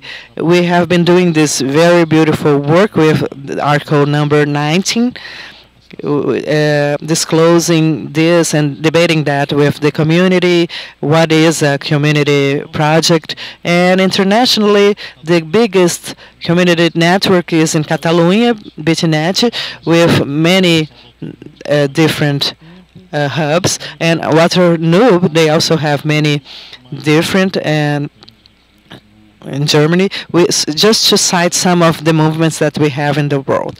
So I want to thank you for the opportunity of talking about this free networks and community providers, and it's possible for us to make the access universal. We have to think out of the box and think about models that are not focused on the market. Thank you.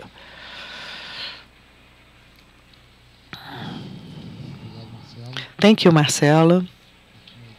Martinez, the floor is yours.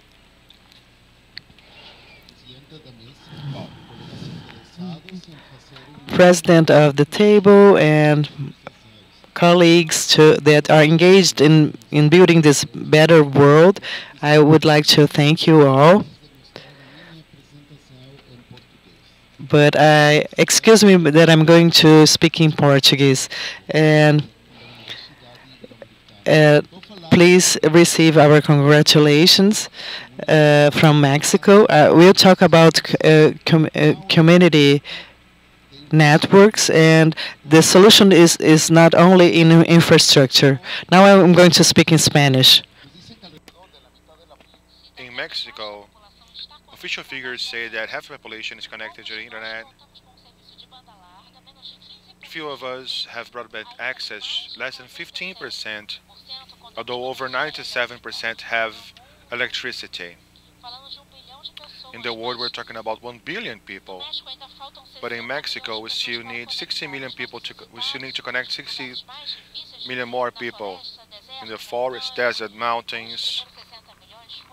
The first 60 millions were easy. It was a matter of scalability, economy.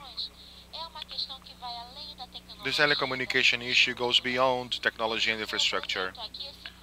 So here's my map where we had some projects I'm going to talk about quickly.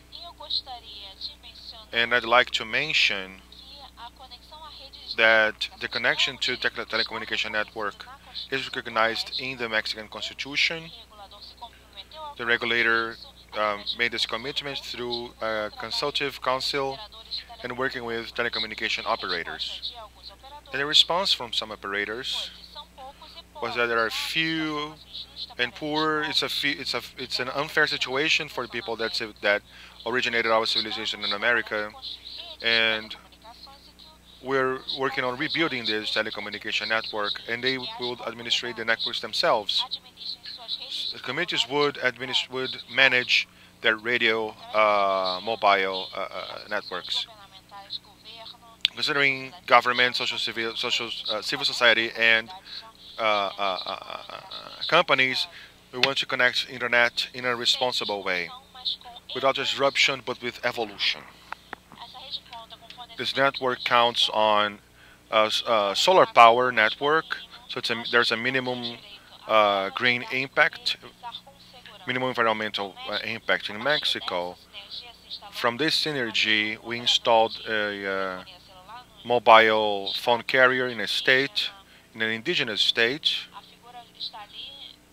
We have the picture over there in the green circle in the screen, together by the yellow circle. We have many networks in the Chiapas jungle to offer free access, and we have a radio station in a Jesuit mission. To the left of the picture, where we have the green circle a bit to the top, there's a network that was built near Cancun to allow students to download content to their local servers. In Acapulco, in central Mexico, there's a network that allows poor people to get emergency signs and alerts them on hurricanes. We want funds to build a fisherman to build internet for fishermen in Baja California. At the bottom of the picture, the yellow circle, where basically the nearest phone is 300 kilometers away. And basically, they should also be alerted on hurricanes. And finally, I'd like to talk a little bit about an equation, which is this, for community ITCs. I'm going to write on my screen the ITC communities. Regarding this, we believe that it requires a solid communication project which has an interface and a form of dialogue between all these players within this multi-stakeholder scenario. And the community has got to count on a reason to have a communication network. And we also have to count on a network that is only built with a partnership between the academy, the government, and we should also talk about the commitment of the community with the project sustainability. We should build a network and keep it on a long-term basis. And we also need financial support from government, from the NGOs. There are a number of options, a number of sponsorship options, but we're not sure if we're going to make it. But at the end of the day, it all jots down to a more, to greater education, greater health, maybe more money, but also more problems. And down there we have 6 pictures from different projects where the community is taking part of the project. There have been publications where we see these projects sustainability, and we also see the people taking the experience of having a community access way and also to reduce our costs. So the community takes over their role in this sustainability process, and we have a very well-defined task. Thank you for your attention, and I'm available for your Q&A.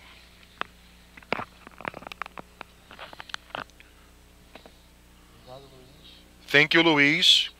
You were very efficient.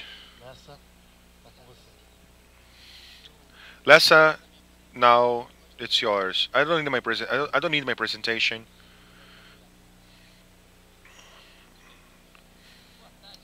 Good afternoon. Yesterday, last night I was thinking about this panel and this conference, and I was puzzled about the opportunity to be here and bring and even contribute and listen a lot and take part of a more plural environment. Many of us in our day-by-day lives get involved with our peers, and we end up sort of just listening to our peers, and the opportunities for us to reflect and reassess things are very interesting. I've been involved in this internet governance for a while, but we had some preparatory measures in 2003 in Tunis, and I think it was the first Congress. We had DIP, which was a very public international law in my law university, and then after being a student and an undergraduate, we had to talk. We were talking about an international level where everyone had a say, and Tunis was a very interesting environment, very motivating. It certainly based my future profession path. After Geneva, Tunis, for me, it's a great satisfaction because, again, it's not on a daily basis that I'm involved in a more open discussion environment, and I'm greatly satisfied to be here. Yesterday, when I was thinking, I said, "Well, I don't think I'm gonna wear a tie. Let me remember how it was before." And then I had to rush to the airplane, and I arrived on time. And as an honor to my plan to be a little more comfortable, I'm going to remove my tie. I took a lot of notes. I'm going to take off my tie. I couldn't even see it was a zipper. I'm joking. I know it's we will not be able to advance unless it's a good environment. After what Laura said and the internet.org and connectivity, I think this is very interesting. I'd like to add to Laura's 7 challenges some challenges that I think match other things that have to be very attentive to. There are some barriers to expand connectivity in a broader way. Many of them are on our reach and some aren't. A barrier is terminal costs. They are still very expensive, either portable, fixed. Apparently, this has been a barrier that has got to be faced, fostered. Access to device has been a barrier. There should be a great advocacy from all of us to guarantee the portability of our digital life. This diminishes a lot of barriers. The guy who chooses an operational system may find it hard to migrate to another one, from a platform to another one. Digital portability is an important element that I'd like to highlight here. And we should debate how we can diminish barriers, sometimes not legal barriers, but commercial decisions that could diminish barriers to the entry of more users and more informed users. There's any statistics, and maybe in this area it's always a guess and always out of date, but this has a lot to do with what Laura said. Despite of an economic ecosystem, there should be an ambience. They said that 20% of the people, even if they did have access to the internet, they wouldn't know what to do with it. And there's an social inclusion process, regardless of digital inclusion, but to create an ambience which is not only economic, but it should also be a north for specific plans to add value to the internet, make effective plans of education, effective training plans. I'd like to mention the efforts of the Telefonica Foundation. I'm not sure if you guys know. We have education initiatives all over Brazil. We deliver not only infrastructure, but we train schools, we elect model schools. And today we are hostages of City Hall demands because they turn to us, so their schools are model schools. They're like the ones who have prepared and worked together. And of course, network investment. And this is maybe the greatest debate we can talk about, where to what extent is industry responsible for that? And should we have extra incentives? Of course, the stakeholders' participation is paramount. What I can say from the from Telefonica Vivo's point of view is that we are the company that mostly invests in this regard in Brazil. Our 20 billion plans for the next year are still being enforced, despite of all economic difficulties. We are massively investing in Brazil. Brazil is a priority of the company, but there's a limit.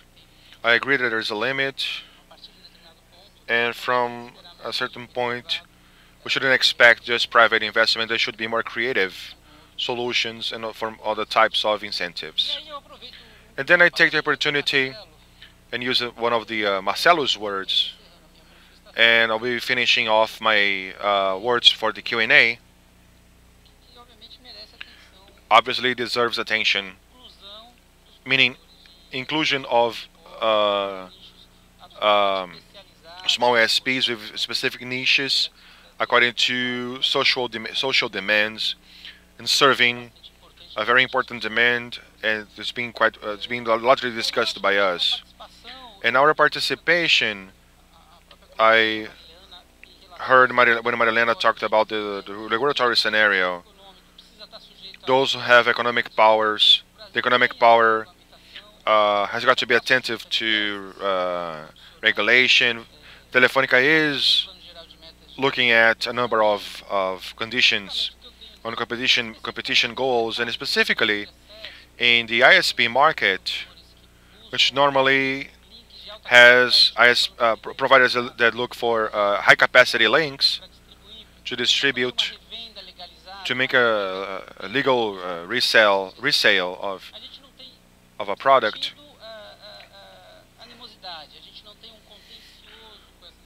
We don't have a contentious with this company. On the other way around, and I'm here to listen to your complaints and try to model products and businesses. This is part of the.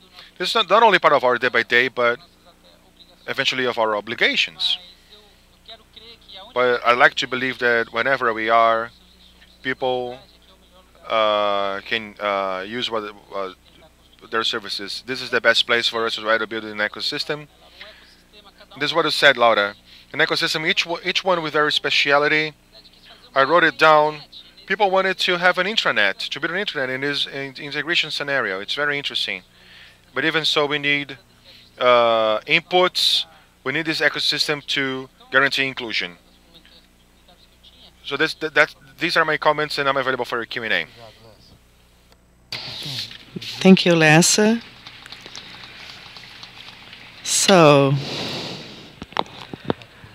I will open for 4 questions, and before that, I would like to provoke you. We have 37 cities in Brazil occupying 50% of the broadband. This has 0.007% of the country, considering that we have 159 municipalities. We have 11 in São Paulo, some in Rio, and 2 in Minas. We have excluded Amapá, Tocantins, Rondônia, Piauí, and Espírito Santo. They don't add 10% altogether. So I'd like to show you this data because these super connected cities, these 37 cities, although they have 38% of the population, they represent 50% of the offer of broadband.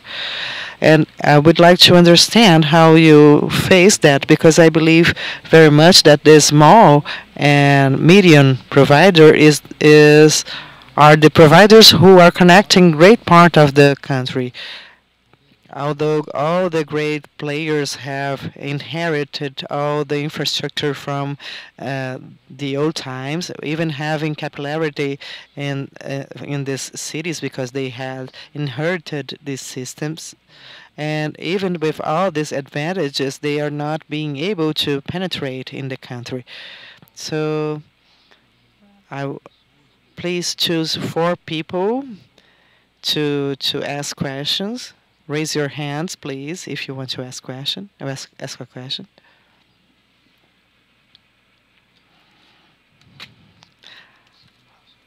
Laura will be the second to ask.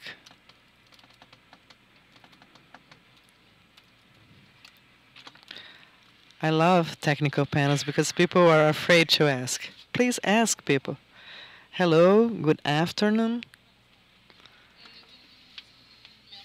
My name is Alexandra Medina, and my question is for Mexico. I'm a Mexican. I work in the Research Center for Economic Matters, and I'm working in the rural area, and I work with technological projects in the educational area, and it's very complicated if we have this kind of barriers in cultural projects, and they are very common. How do you deal with that?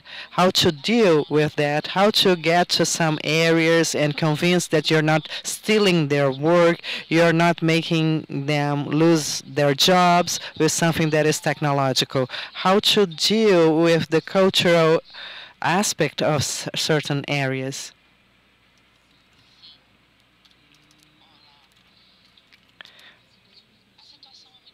The situation is very simple. If you tell them this is a solution, I'm not bringing a technology, this is the wrong path. The correct path is to come and listen. It has to pass through this communitary process so that they are able to understand what is technology for and if they need technology. It's like taking the car keys and giving it to a child and say, drive it. It won't work. So all the successful projects that we had in Mexico and that I have known in Mexico and Latin America, they arise from the community when the community is responsible for the project. And it's a guarantee of success, practically. To get the money is not the most important issue. The most important issue is the cultural issue. We need cultural opening.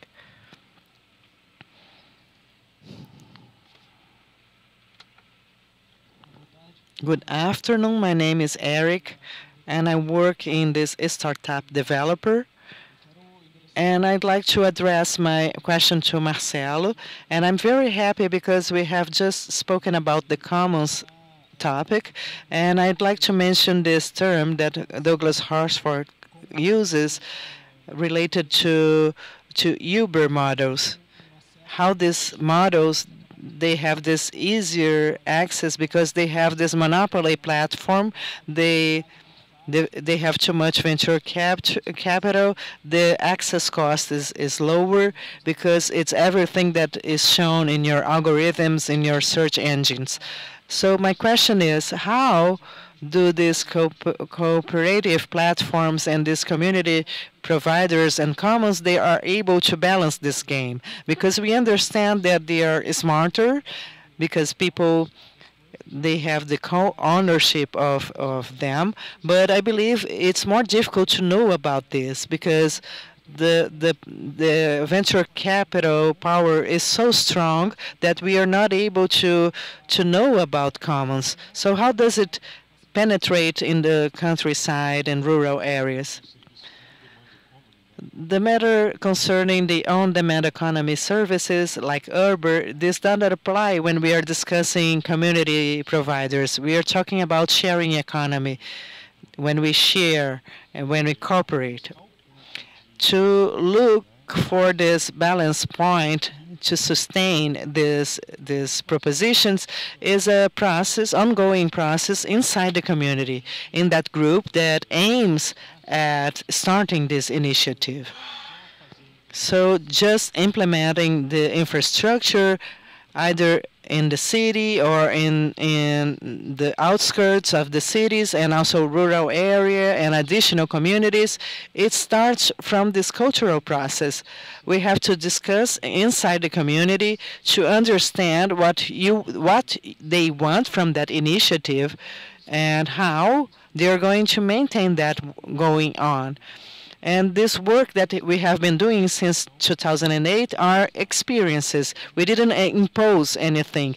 We did this job to build infrastructure, and we saw how the community answered to that. We thought that that was not enough. We needed more, so we started incrementing the cultural aspect, the discussions, strengthening the living together, to try to have this common good. So I don't know if I'm answering your question, but in fact we are working in this line where we believe that we have to rescue again this living together aspect, doing things together. So on-demand economies and other services that are exploring technology to have their own profit, even if it brings benefits, community benefits, we don't discuss that in our level of community providers. Good afternoon, everyone. My name is Felipe. I'm interested in this area of infrastructure, and I'm a member of the digital center in Espírito Santo, the Federal University there. Lassa, my question is for you. I don't remember who talked about that, but I remember that you said that 2 years ago, from 2 years up until now, the internet access is not growing in Brazil. So I have this clear question. The providers such as Vivo, they have this interest of working in this last part of the society, and also about the small companies of last mile. Are they interested in getting into this market? I really don't know the forecast, but I believe that we are not living in the same cycle after privatization in terms of landlines, voice landline. This is past, but it had grown, but we are not in this cycle. But last year, Vivo has entered in 19 new cities with fiber technology. And regarding mobile technology, we have this mass upgrade in our network. And many municipalities, hundreds of them, are being serviced with 4G technology. Yes, we are increasing our databases of users, but we are with this lower pace. Of course, this is ludicrous that so many communities in cities are not connected, but in such a big company, we won't be able to service this granularity that will cover all interests. That's why we have these bulk solutions, and that's why the medium size and small size providers are increasing. So the companies don't have enough power to reach all the segments of the market, and that's how our debate starts. And exactly where we are not able to reach, we need government incentives for small and medium providers, and sometimes the commercial operation is not feasible, and in the initiatives of the third sector are not enough to cover everything. So it's a complementary service, and it's multimodal. We cannot ignore that. There's no golden solution to contemplate all these segments of the market. So to close, last question. Thank you for your presentations. I have an experience in La Paz, in this neighborhood, Sopocati. We tried to establish a communitary network. Everything was working well, especially because we have this hack club that is excellent, kids that were able to develop technology and so on. So when we started to insert content and started incentivizing the foundations to use it as well, we understood that it was impossible to have financial sustainability because the people who would have to maintain the network would have to work as well. So we needed money to pay them. And some people who could do that, a kind of a mix of private initiative and with tourist informations and cultural offers of the neighborhood and include ads and so on. So we started debating about that. Would it be possible to have private initiative in this kind of experience, or maybe could try to have other institutions trying to grab this network later on. So what is your experience in Brazil regarding community network? Did you have any contact with private initiatives? This is one of the possibilities when we are working in the communities in the communities in Brazil. The fact that it is not for profit does not mean that there's no money involved and no profits as well, or economical finality, let's say like that. So some communities are thinking about that as an alternative of sustainability of the association itself with other works. I understand that this not pollute the goals of the initiative. It's only a way of thinking sustainability, the financial sustainability of this kind of initiative. And just to complement what Lara said, it's important to understand that in this kind of process with association, all associations that they are going to do, even to have tax exempt, they should be in their goals. Their objectives should be in their goals. So if they want to develop this economical activity, it's important that this activity that will be shared to the associates, I don't know if it's an association there, but if it's not, I recommend that you establish an association. It should be part of their goals in their documents. And from this moment on, in this autonomous process, they can sustain themselves. Of course, there are different cases out there. There are communities that are distributing the access and maybe the population do not have economical means to maintain this network. So you should look for other mechanisms. For instance, you should integrate community providers with digital signs. It's an interest of public power to be close to the citizen, and between the e-government service and also the citizens. So it could be a way to establish partnerships and also look to the go to the local commerce to start this social responsibility work with them as well is another way. And to conclude, the internet is like a road. What is going to run on this road? You have many different possibilities.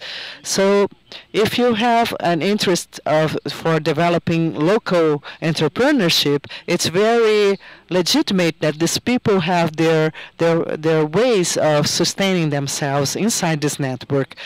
The important issue is that this process should be debated in a collaborative way. It's a democratic process. And I think that's it. I don't know if I have answered your question.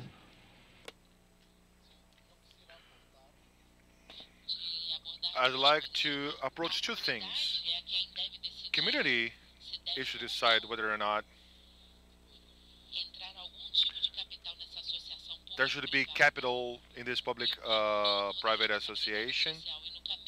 And on the path of social responsibility, the government intervenes by recognizing, by acknowledging that the social responsibility can have tax incentives. It not necessarily has to do with network investment. It's simply a fiscal benefit. But at the end of the day, the community that owns a network, that's what defies. They're the ones who define network rules. Sometimes we want to act like parents and say what people have to do, but there should be a network that they should find out how to operate it. Perfect. Well, thank you. Thanks, all of you, for your words. Panel is now closed. Thank you for your attention.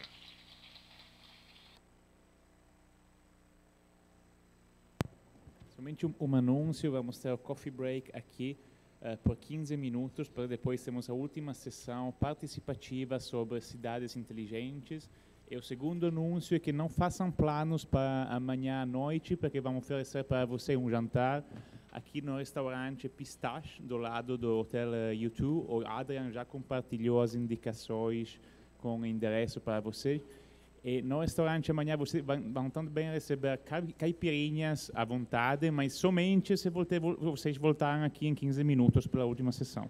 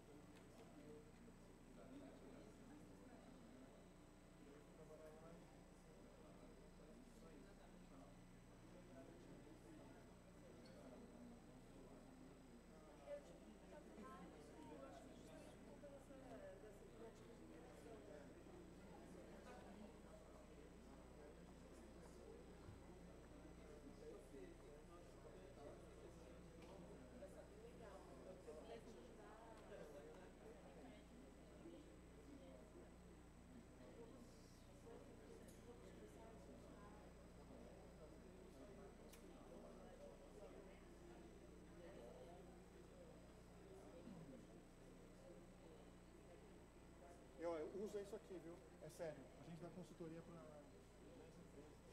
Ah, que legal. Não, eu acho bem legal. Achei um material bem legal. Daniela.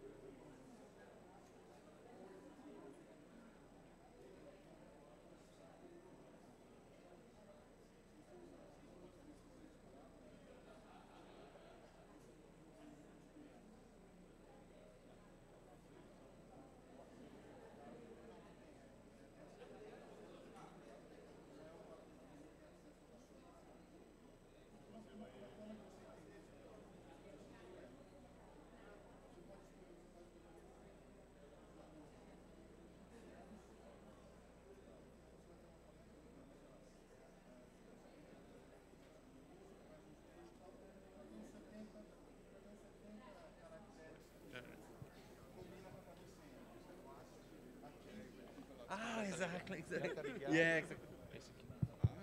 Se quiser, pode também chamar a atenção quando vocês quiserem para acordar. Tá bom, eu também. Vai acordar bem. Sim, quer também? Não precisa não. Let's go. Obrigado.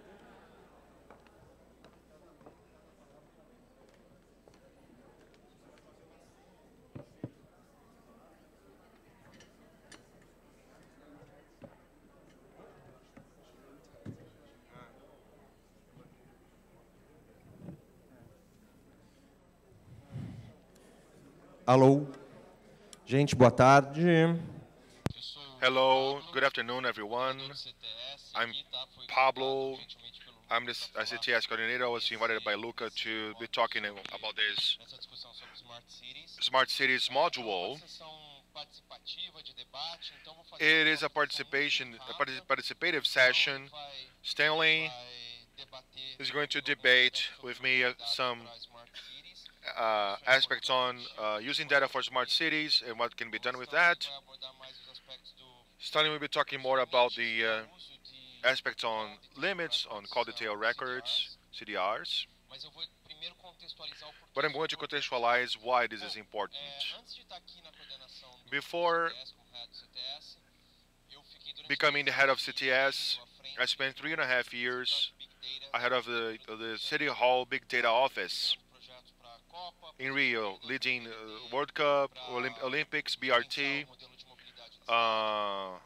rethink the city mobility model with new environments that we were not used to doing.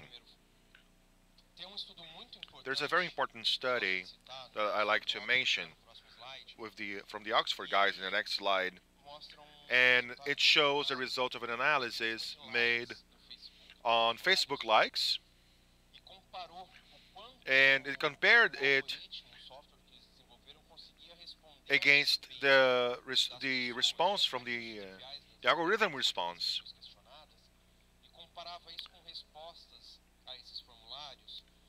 I mean, comparing against form replies, they ask things like, what's your favorite food, your favorite soccer team, what's your sexual orientation, your school, personal things about the person. The person had a response, and then other people were fostered to reply as well. And they got people's Facebook page, then analyzed the likes, and the software tried to respond to the same questionnaire.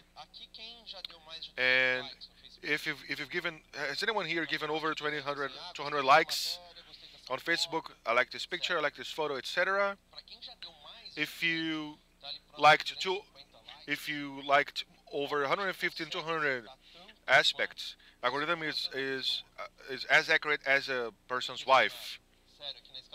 Really, this is an algorithm scale. And of course, your wife, your spouse is the one that supposedly knows a lot about you. The algorithm is nearly as precise as the person who you share your life with. This can be dangerous when you work with personal data protection. But on the other hand, how can governments and society or public administration, how can they use this information while respecting privacy aspects to make more democratic governments that make better decisions based on society demands instead of the feeling of someone who's sitting on a table? This is a story of like, why is there that is why the Rio de Janeiro City Hall data group exists. There's a very good paper published on the Native Communications partnership of the Rio de Janeiro City Hall and MIT professor, understanding congested travel in Uber areas. A very interesting data they showed that Waze, in this case, I'm gonna talk about some cases about Waze. We use Waze for many things. I want to show how powerful data can be, and it serves for other bases. But Waze was changing the way people drive because there's a great interaction between government and app and citizen. Someone says, well, the traffic is there's a police officer, there's an accident, there's an incident. Even if it was important for users to share the information on the presence of police, because there's a network concept, a social concept. There's a video I'd like to show, but it's long. I'm not going to show it today. I think you've seen that 50s Goofy's cartoon. He becomes Mr. Wheel, and he starts hitting into other cars. He's a calm guy when he's not driving, but when he drives his car, he becomes crazy because he's isolated from society. And being able to rebuild this social relationship that doesn't exist when you're driving a car is very important for public administration and management. I like to recommend this Gerthorpe text. Data is the new oil. Data is a lot better than gas. To sum up, he says that unlike oil, which is a natural resource, etc., we can accumulate data. We don't use data up. I can give it different destinations. Data describes our society. It is important for us to build solutions from the down up. We can better understand society. A few cases for you showing how data can be used. Using Wiz data, what can we do with all of information on city traffic that were stored for over 3 years? In this example, we're going to measure costs. If I can identify, if I know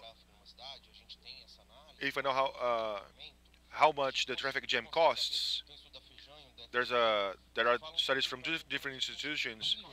Rio loses around 20 billion reais a year, 90% of the GDP in traffic. The citizen is the one who loses, because although the city loses that as a whole, but the person loses this because they arrive work later and arrive home later. This 90% of the GDP is 90% of people's time. Of course, there are other aspects. Transportation costs in the cities, freight, and etc. that is affected by that.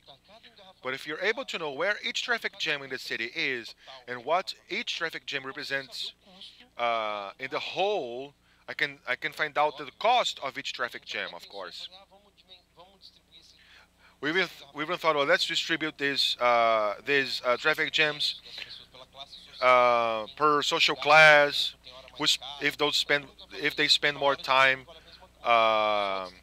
they're richer. But people spend the same time in the airport at the traffic jam. The Lagoa Barra highway in Rio, people lost 1.3 billion reais a year, and in the Bicalho Avenue, people would lose over 8 billion reais a year, because then now we can define city investments. In the case of the Bicalho Avenue, which costs 140 million reais a year, in terms of GDP loss, if it costs 1.3 billion a year, if you can reduce the traffic jam by 50% within 4 years, this investment is paid by the citizens that are commuting. So we can better understand the city and rethink a number of things. For example, the choice of Olympic spots, Olympic venues. I think it's frozen. Oh, there. I'm going to speed it up. It's a heavy video. I want to go straight to the point. Would you guys over there, next slide please, okay. The Olympic sites. Whoops, that's way ahead. Could we rewind one slide please? When we see the Olympic sites of Rio de Janeiro, it's very easy to understand that the strategy was to make Rio the idea was to make Rio gain new vertical commuting sites. We used to have just two ways, Avenida Brasil, Barra, through following the shore. And now with the vertical access in Rio de Janeiro, we have a west corridor, a central corridor of the Trans-Olympic and Trans-Carioca. we wanted to impact citizens more. Let's move to the PDF. I'm going to talk about CDRs. This is a big site, but I'm not going to go into details. Could we go to the other file, please? The other PDF.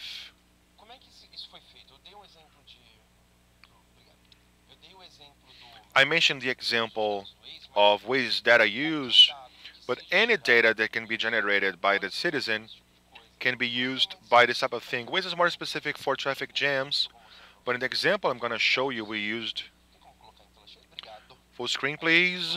Thank you. We used team mobile data. I don't think I can go forward, at least not working. There you go. Thank you. We used mobile positioning data from everyone that was using Teams network in Rio de Janeiro during the Olympic Games to identify where they came from, where they walked through. Of course, they were. This was anonymous data. We couldn't identify the numbers, but we know which antennas. There was a random number associated to each device, and then we were able to map. For example, to identify the number of our countries of origin, their return. So we were able to know how much every Brazilian and foreigner tourist spends. We were able to find out how much they spent in the city, and the evolution of these tourists along the game days when they were arriving. What neighborhoods were more visited. We could know where America, the UK stayed, where they would go through Holland. The Dutch were always in Copacabana, Lagoa. We could see, for example, in the case of, let me just, China, for example, see how curious this is. The Chinese people would hardly leave Barra da Tijuca and Jacarepaguá, which were the west zone of Rio de Janeiro, where the games were concentrated, and those were the most culturally associated games associated to China. They didn't have that Western appeal. So we could see this behavior and find out exactly where they would go. How many Americans we have in Copacabana, in Maracanã, by hour, by minute. We could have this every 5 minutes, for example. This type of data, what we call mobile localization, was used for this purpose, and also to replan mobility. When we look at the previous slide, at the or origin and destination of a city, where the person goes, at the time the person goes, we can have such a level of detail using mobile data, because incredibly precise. We cannot do this with a traditional origin and destination researches, the traditional researches. We had a study where when people go to, during holidays where people travel to, so we can target public services. But everything that I showed you was made on an experimental basis. We have no legal basis for bidding or authorizing this. The limits where we can go to and where we cannot go to are not designed. How these Waze and phone data are used, and could they be considered public data? The society is interested in this, maybe, because we are using the spectrum. If you're speaking about mobile phone, it's a public good. Maybe this people distribution, is it a private data, or is it a public interest good? All these discussions are open, the models, the regulation, how to charge for that, and I think that's what Stanley is going to talk about, because he's the real expert on this matter. Thank you very much.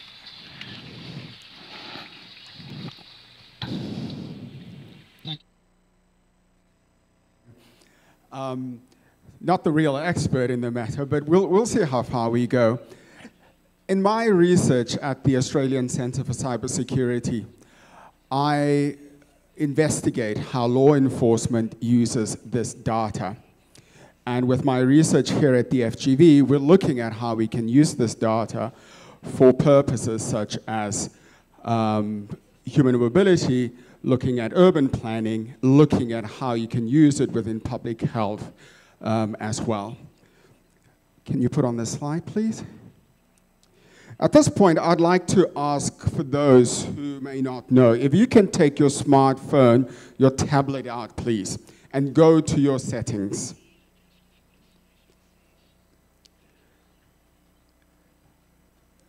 Go to your settings, go where it says About, where it gives you all the details about the model, the serial number.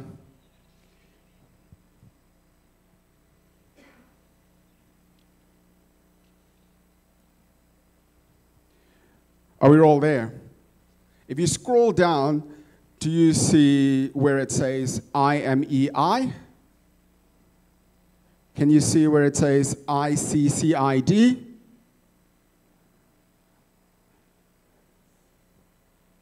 Anyone not have that yet? Okay. Can you see where it says Wi-Fi? Okay. So the numbers with the colons are as your MAC address, where it also says Bluetooth. Your IMEI is your serial number for your phone. Your ICCID is the identification for your SIM card.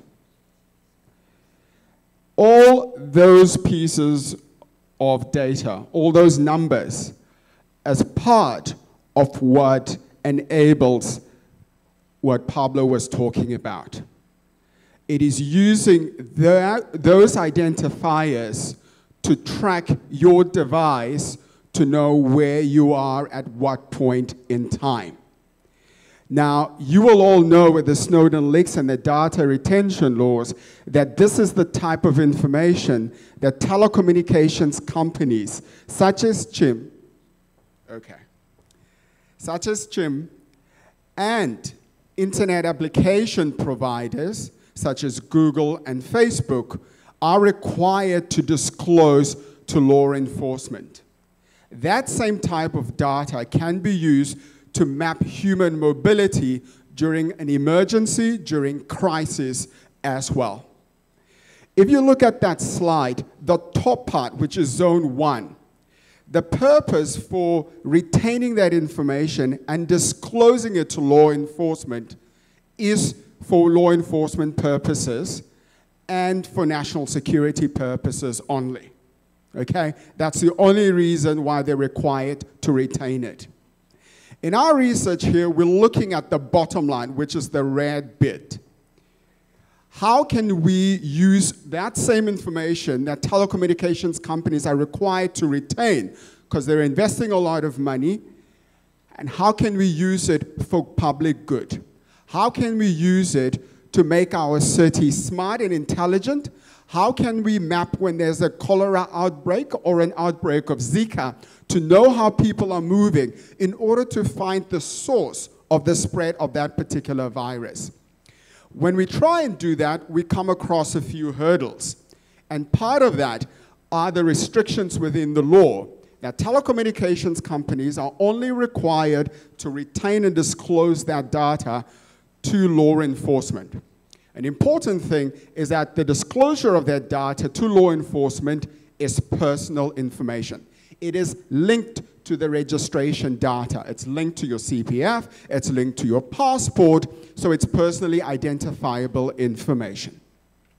When we get to the bottom half, where telecommunications companies are very eager to get on board with projects such as what Pablo demonstrated, so we can understand mobility within our cities, ease congestion, for example, the question comes up about, are we disclosing personally identifiable information so someone can be tracked, or is this non-personally identifiable information for which we do not need to comply with requirements such as obtaining the prior informed consent of our customers?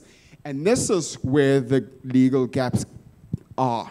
And this is what we need to address, so that we know if we hand over the IMEI, which is the serial number of your phone, to researchers, for example, FGV, who are working at projects like this, that is not personally identifiable, and if it is, how we then protect that.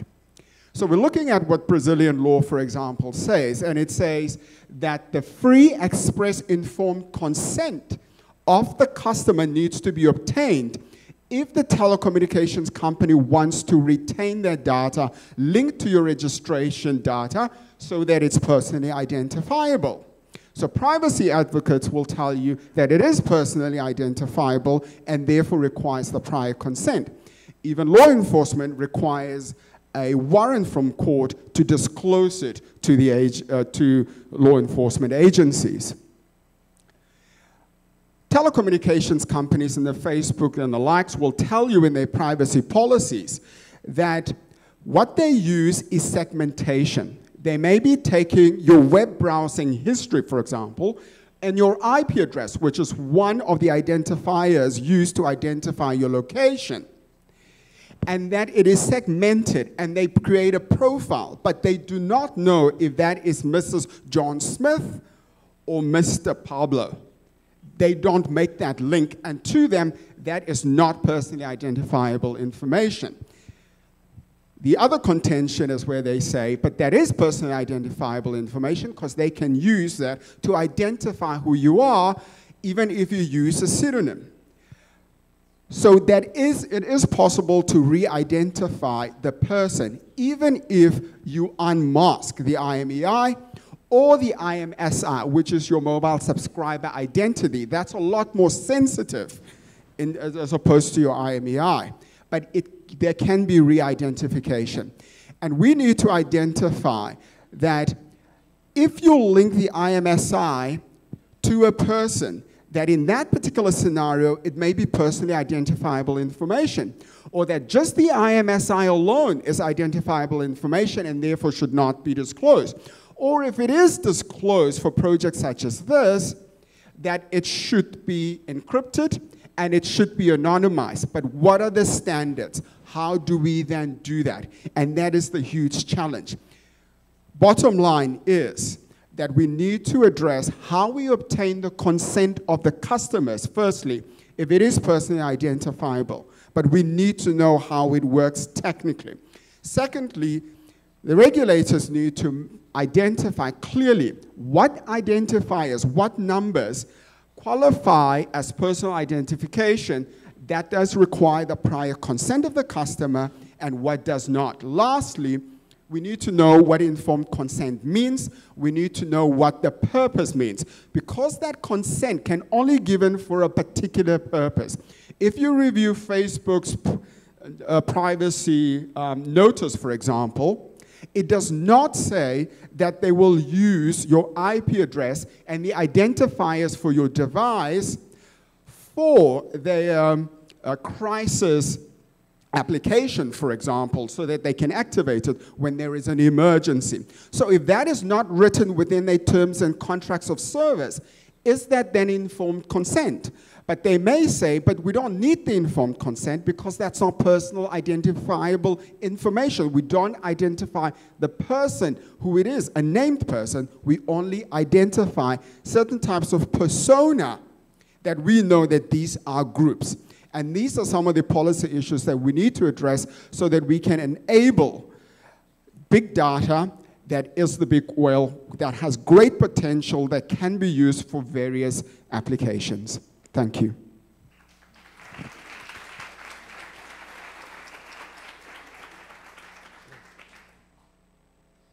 Bom, vamos lá, vamos lá. Então a ideia aqui é fazer debate agora, abrir para The idea is to debate on that,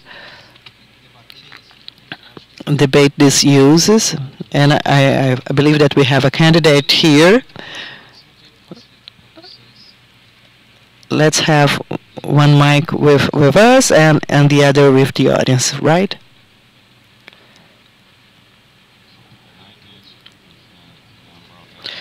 I'm Peter Knight from the Institute of World Economy. I'm an economist, and I observed that São Paulo and Rio, and I see the cost of traffic jams. When you go to cities that have these pacifiers and tax systems as ways to control traffic jam, this is different there. You have more possibilities than this because if I understand it well, you're going to have this new plate in new cars with some identifiers like you use in the roads. So why don't you use that? What prevents Rio de Janeiro from using this kind of technology to solve this traffic jam problem by taxing, for instance? So if you want to use your private car in the city in the traffic jam areas, you have to pay for that to improve the public transportation. So we could have a more human and more comfortable public system of transport. So we would improve for everyone the transport costs. You're a businessman, you may use a helicopter or something. And the second question is, why in the city that has 26, 30 universities and superior education institution, and you have so many brains, and you have never had this strategy to take advantage of this ICTs to build smart cities? I went to, in the years 2000, I went to speak to Mayor Cesar Maia and many secretaries. I wasted a lot of time. I went to the Commercial Association. I have given them lots of ideas, and nothing happened. So the city is losing its leadership due to that. So I wanted to observe that.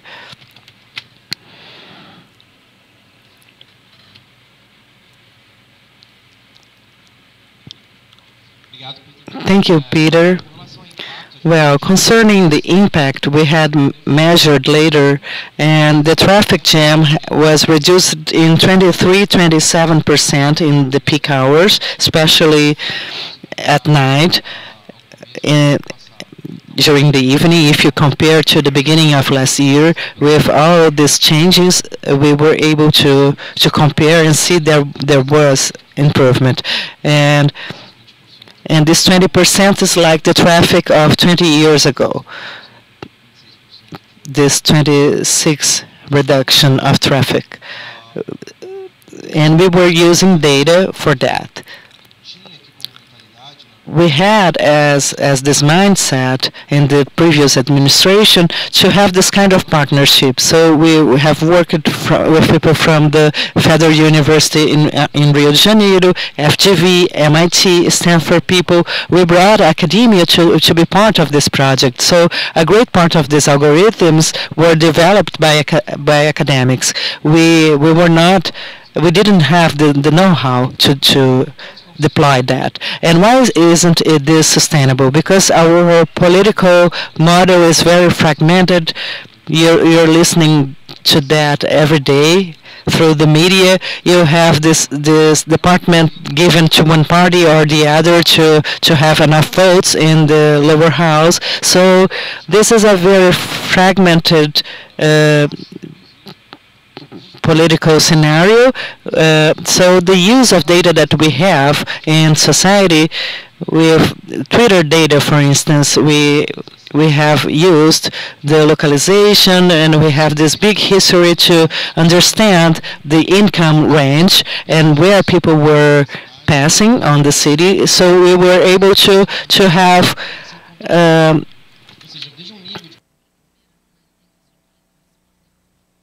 bikeways to improve the traffic in the city. So if we start our debate again with Stanley, we are not able to understand up until where we should go and what we could demand. We talk a lot about our oil model, and we are sitting on this mine that is very valuable, the data that we are accumulating and we don't lose that. This is different from oil. In 10 years, we are going to have much more data than we have today. It grows exponentially, and in 20 minutes, years even more, with the IoT and all these devices like car plates and so on. And the matter is, we do not know how to change our model of public management. And part of this is public, part is private, part is going to be charged, and part won't be charged, part will affect privacy, part won't affect. We have this huge area to work with. Up until now, we have worked a lot. We're here at FGV and with other groups. We have to protect the citizens from abuses, because we know that this happen. Of course, there's data abuse in the public and private sector. But we stared so much at a single point, we forgot to look at the other one. That's what we're trying to do here, to provoke this debate. And we want you to participate. We need to protect individual rights and guarantees, but we need to leverage this resource to produce better things for us. Thank you, Peter. Thank you, Peter. The first question is for you, Pablo, regarding the use of this data. Veloso here. My name is Veloso. I'm from Anatel, Brasilia. My first question is for you, regarding the use not only of IMA and the SME of the user to identify the user. This can be used in different ways by the carriers. But for example, the data that we put on the internet, as you said, I'd like you to build on this, or to build on that. The application today can capture my profile, my user profile, and it becomes valuable information. That's why we have so much spam. Do you think the existing regulation in this area, in this app area, has it evolved? Has it evolved enough for protection? In my opinion, it hasn't. And Stanley, I'd like to know from you. I have very limited understanding about this. Using IMEA and SME is going to be possible. You can try to hide it, but it is going to achieve the user, especially if you're using companies' internal systems in parallel anywhere in the world. Would you kindly explain how we can de-identify the users from the IMA standpoint? Is it clear?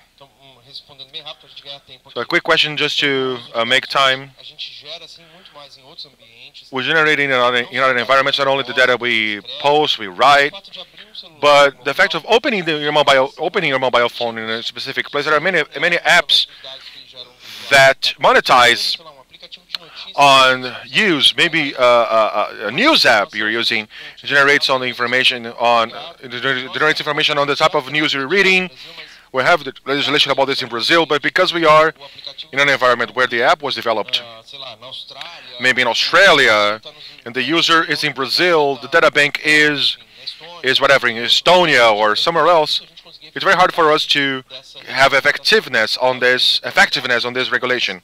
We've been working a lot more on the international scope, between countries, but also the kind of benefits this can pose.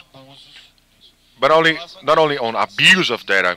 Regarding identification, there are some mathematical functions on one-way mathematical tools that encrypt just one way. What you can really identify is behavior profiles. There are some techniques you can cut outliers off. For example, I always walk from a neighborhood to FGV, and the other day I went to Santos Dumont Airport because I had a trip. When I went to Santos Dumont, that user is Pablo. He's not going to decrypt, but to associate. Occasionally, some techniques that have to be developed to take outliers off, allow you to use 99% of the data because we are very predictable. Maybe removing those outliers and encrypting in one way, we can have very good techniques and preserve privacy. There's a research aspect of the outliers, but Obrigado por sua pergunta. Você está muito certo. Você sempre pode ser reidentificado. A gente estudou e provou Completely encrypt and guarantee the confidentiality of that information. I think we need to work from the premise that, and the assumption that you can be re-identified, but then the protective mechanisms we may need to look at is then the consent. How do you obtain the consent for that particular use, and how do you clarify what that use is? How do you describe that so that the person understands that it's just for that use, and how do you limit it? How do you work in an audit trail in the collection and the sharing and the processing of that particular data so it doesn't land in the wrong hands? We already have that challenge with open data, that it can be re-identified. And the response to that in Australia was to criminalize re-identification, which is not what you want, because that just stifles innovation. It defeats the whole purpose of having open data. What we're saying is that we need to look at models, and what we definitely want to start the debate on is opening up call detail records and URLs from private telecommunications companies so that this innovation can happen, because a lot of it is not happening. It's happening on an ad hoc basis when there's a crisis. When Ebola broke out in West Africa, for example, it was a big problem trying to get the data, because regulators don't have mechanisms on how to deal with it, and they had to find in-house mechanisms on how to really protect the personal information. So the other aspect of how we can deal with it is how you structure your department in terms of who deals with that data, how you anonymize it, who is shared with, and how you build in an audit trail in order to do that. What you may have less control over is when you share it with third parties. But we need to look at a regulatory framework that tracks that data from the original data controller, which is your telecommunications company, to all the third parties with whom it may be shared. So we know who it's shared with, who processes it, and when it's stored, how that is encrypted so that third parties don't, it creates a honeypot and that may be attached. So I think we need to work from the premise that it can be re-identified. And with that assumption, look at how we then do it. We also can't have the attitude that it's personal information and it's private, and that we can't go in and access and use that information. But I think we need to throw it open to the public to say, but there's so much value in this data. How can we ask you for your informed consent? Because I don't think clicking on a cookie, seeing a privacy notice, and it's just a notice, it's not an agreement, that may be informed consent.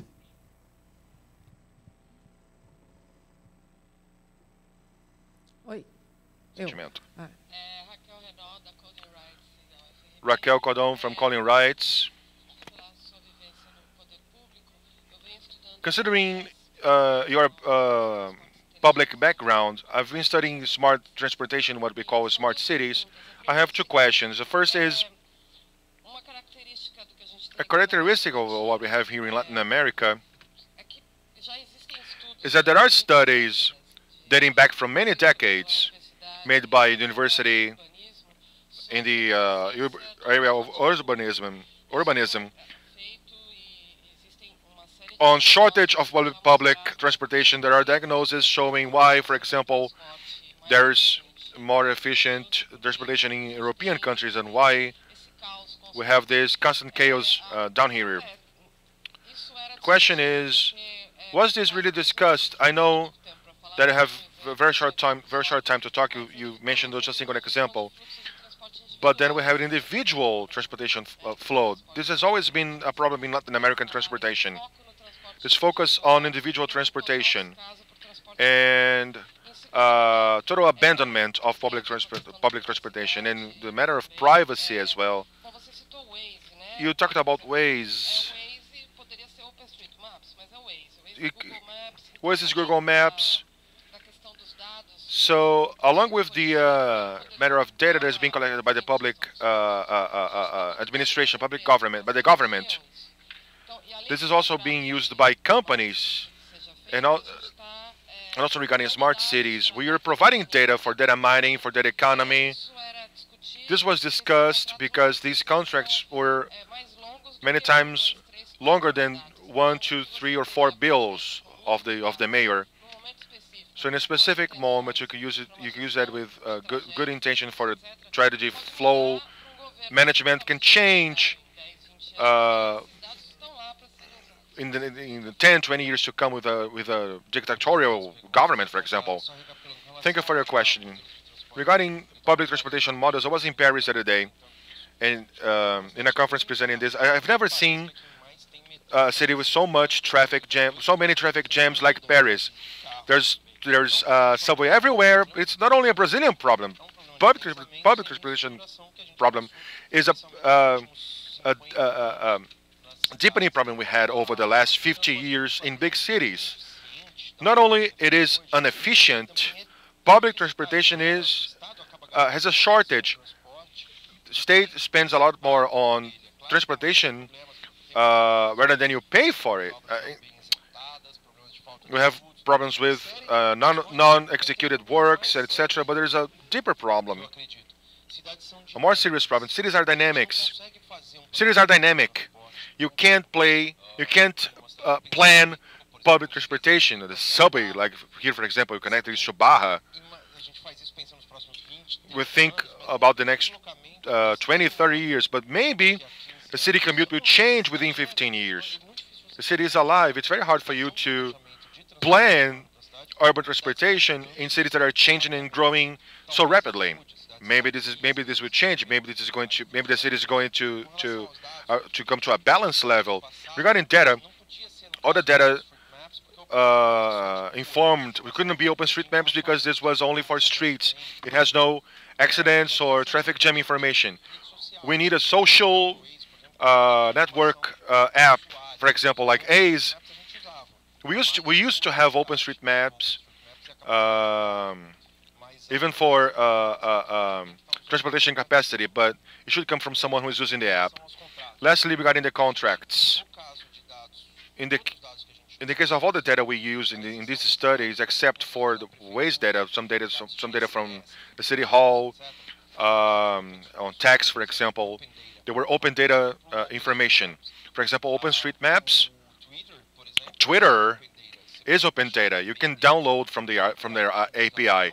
The only data that we use that was not fully open, but it is open if we request it,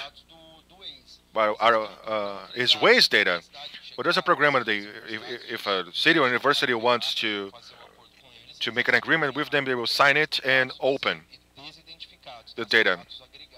Of course, that's aggregated data. They will not let you know. They will not inform you the way the user goes through, but just traffic jams. I'm also concerned on how it's going to be within 15 to 20 years. We have to discuss it from now, because this is going to happen. The matter is not a when, it's just where and to what extent. We've seen recent cases, stone leakage. This happened in other countries as well. Just a matter of time. So we need to discuss, to have a conscious discussion on the limit of data, and maybe if we have a good justification to use data for the public administration, then we'll be able to avoid that they get everything and just use whatever is useful for them. If we discuss how this can be used from now on, you won't have the government wildly capturing data as we see today.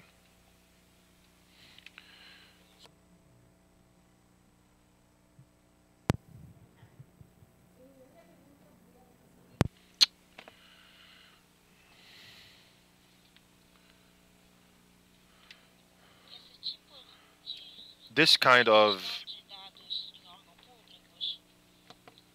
question on public data in public bodies, personal data is not personal unless it is identified, connected to a person. In Chile, in other countries, some telecom companies should have data for collection within a period of time, for 1 year.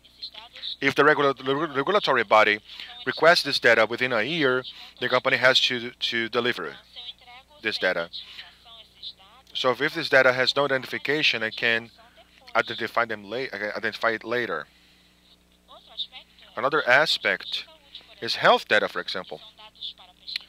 For researchers, for a health project, public policies, research, relevant and necessary matters. For public policies, but that eventually these researchers can identify such, can turn this data into identifiable data.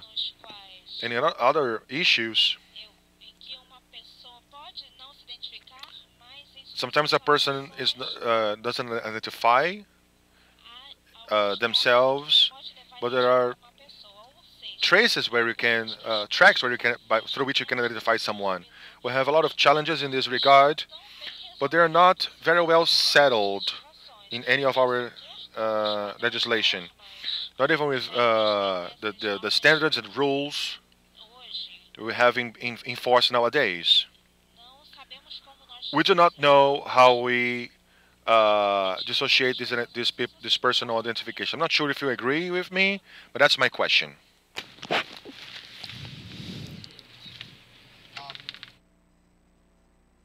To dissociate, okay? You can mask it, you can use pseudonyms, you can de-identify. There are three important things to remember.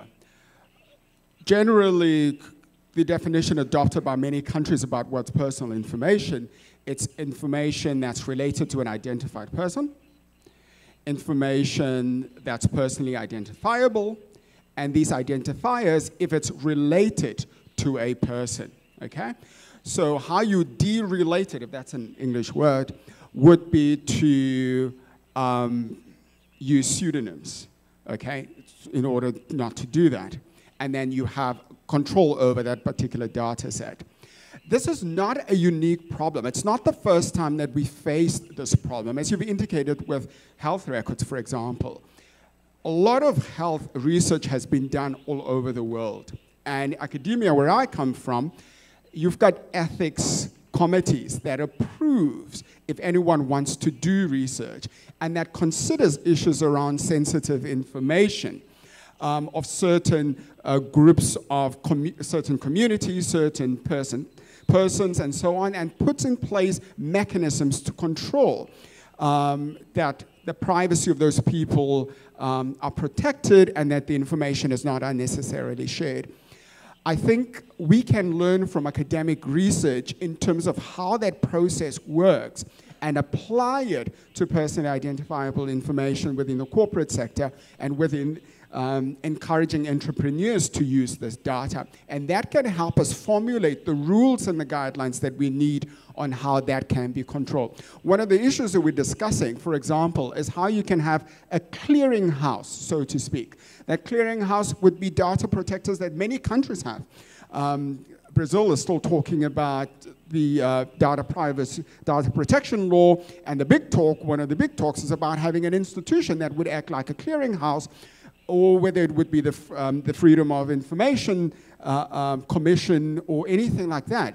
And that particular role would be this first point that would speak about how do you certify that this information is actually de-identified and anonymized and then can be used and then can be shared.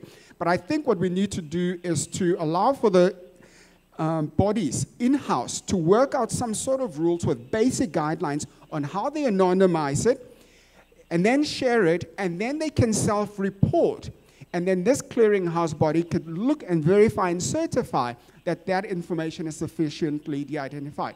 The problem with big data and where the value lies is linking various data sets. And in that particular process, it's inevitable that you will identify people. It's the abuse that you want to stop. That's the important part. It's the abuse and that information falling into the wrong hands. Part of it you can have control over. Hackers, you will not have control over that.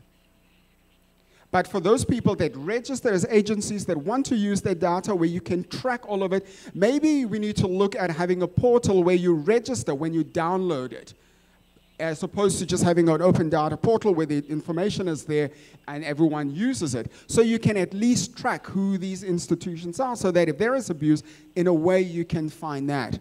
And I think the case for call detail records is quite sensitive, that you may need more rigorous methods of disclosing and audits and so on. And that's what we're trying to work out. How can we do this? GSMA, the Cellular Phone Companies Association, Microsoft, Bloomberg, all of them have launched initiatives about disclosing data for good. But many of them, the biggest challenge is not having a clear framework that identifies how they can use and access that data. Meu nome é Cadu, eu estou da graduação. In the undergraduate law school, and I apologize, but we have to see the algorithm and how to understand how people can identify you from the likes on your Facebook, and also thinking about big data, how these use in politics. We could have conspiracy theories with Russians influencing the election in the United States and the Trump election. I keep thinking, promoting and using this data for governments maybe could give them a lot of power, and maybe this would perpetuate their in power, because I have read this interesting quote on Google that it was being said that because you know the temperature of a house and enough information about temperature, you're going to understand all about that household, who are there and where they sleep and so on. And you can gather a huge amount of data, and you give a lot of data to power, and they will run for presidency in 2 years or 1 year. And what do you think about that? Let's have one more question, please. 2 more, and we'll close then. You have someone up there. There's someone that's tired of raising his hand up. Let's try to have Luca for a longer period here. Good evening, everyone. I'm from the Youth Observatory, and I'm asking Pablo, but it has to do with what Stanley was talking about. As you said, all the research were done in an experimental way, and considering that we have this gap in legislation in this matter of re-identification of data, I would like to understand if there's a local regulation about the limit of this research and how these partnerships were established. Why Waze and not Google Map, and why Team and not Vivo, and so on. Another question, please. So I'm Felipe from the State University in Rio. We have spoken about individual privacy, but it's also important to address this matter about smart cities and big data. What kind of smart cities we want, and is it smart for who? Because the model for smart city was very much sold for the citizens here in Rio, and it came with the modernization of infrastructure for the big events that we had here. But on the other hand, this modernization was also brought gentrification, repression, and this incredible increasing in homicides, and also in police enforcement. And also we had more equipments like the control equipments with other bodies of the government that is increased monitoring in the city, but maybe it's not an efficient now. Now, since I live in here in Rio, I know that we are not efficient in this matter, and some regions are practically invisible, and in these areas we have some applications to bring awareness to what is going on there. On one side you have this radar crime that uses data from the civil police, and it's mapping violence and is predicting the odds of violence. And we have other applications like that that is mapping shootings in the city and also others.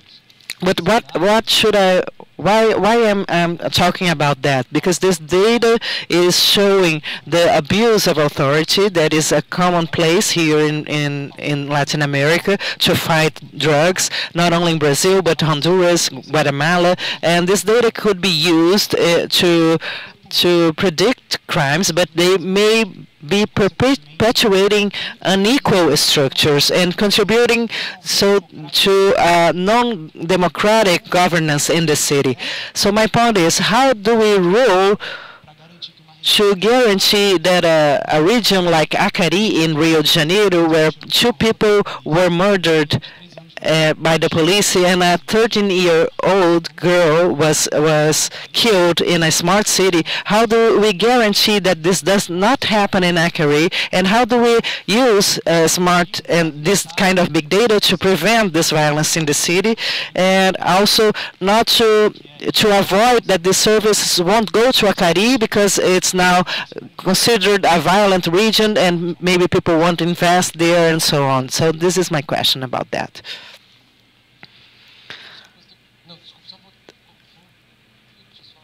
Could you repeat your question?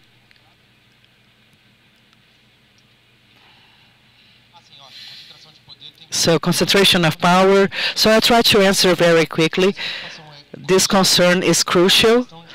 How to prevent that?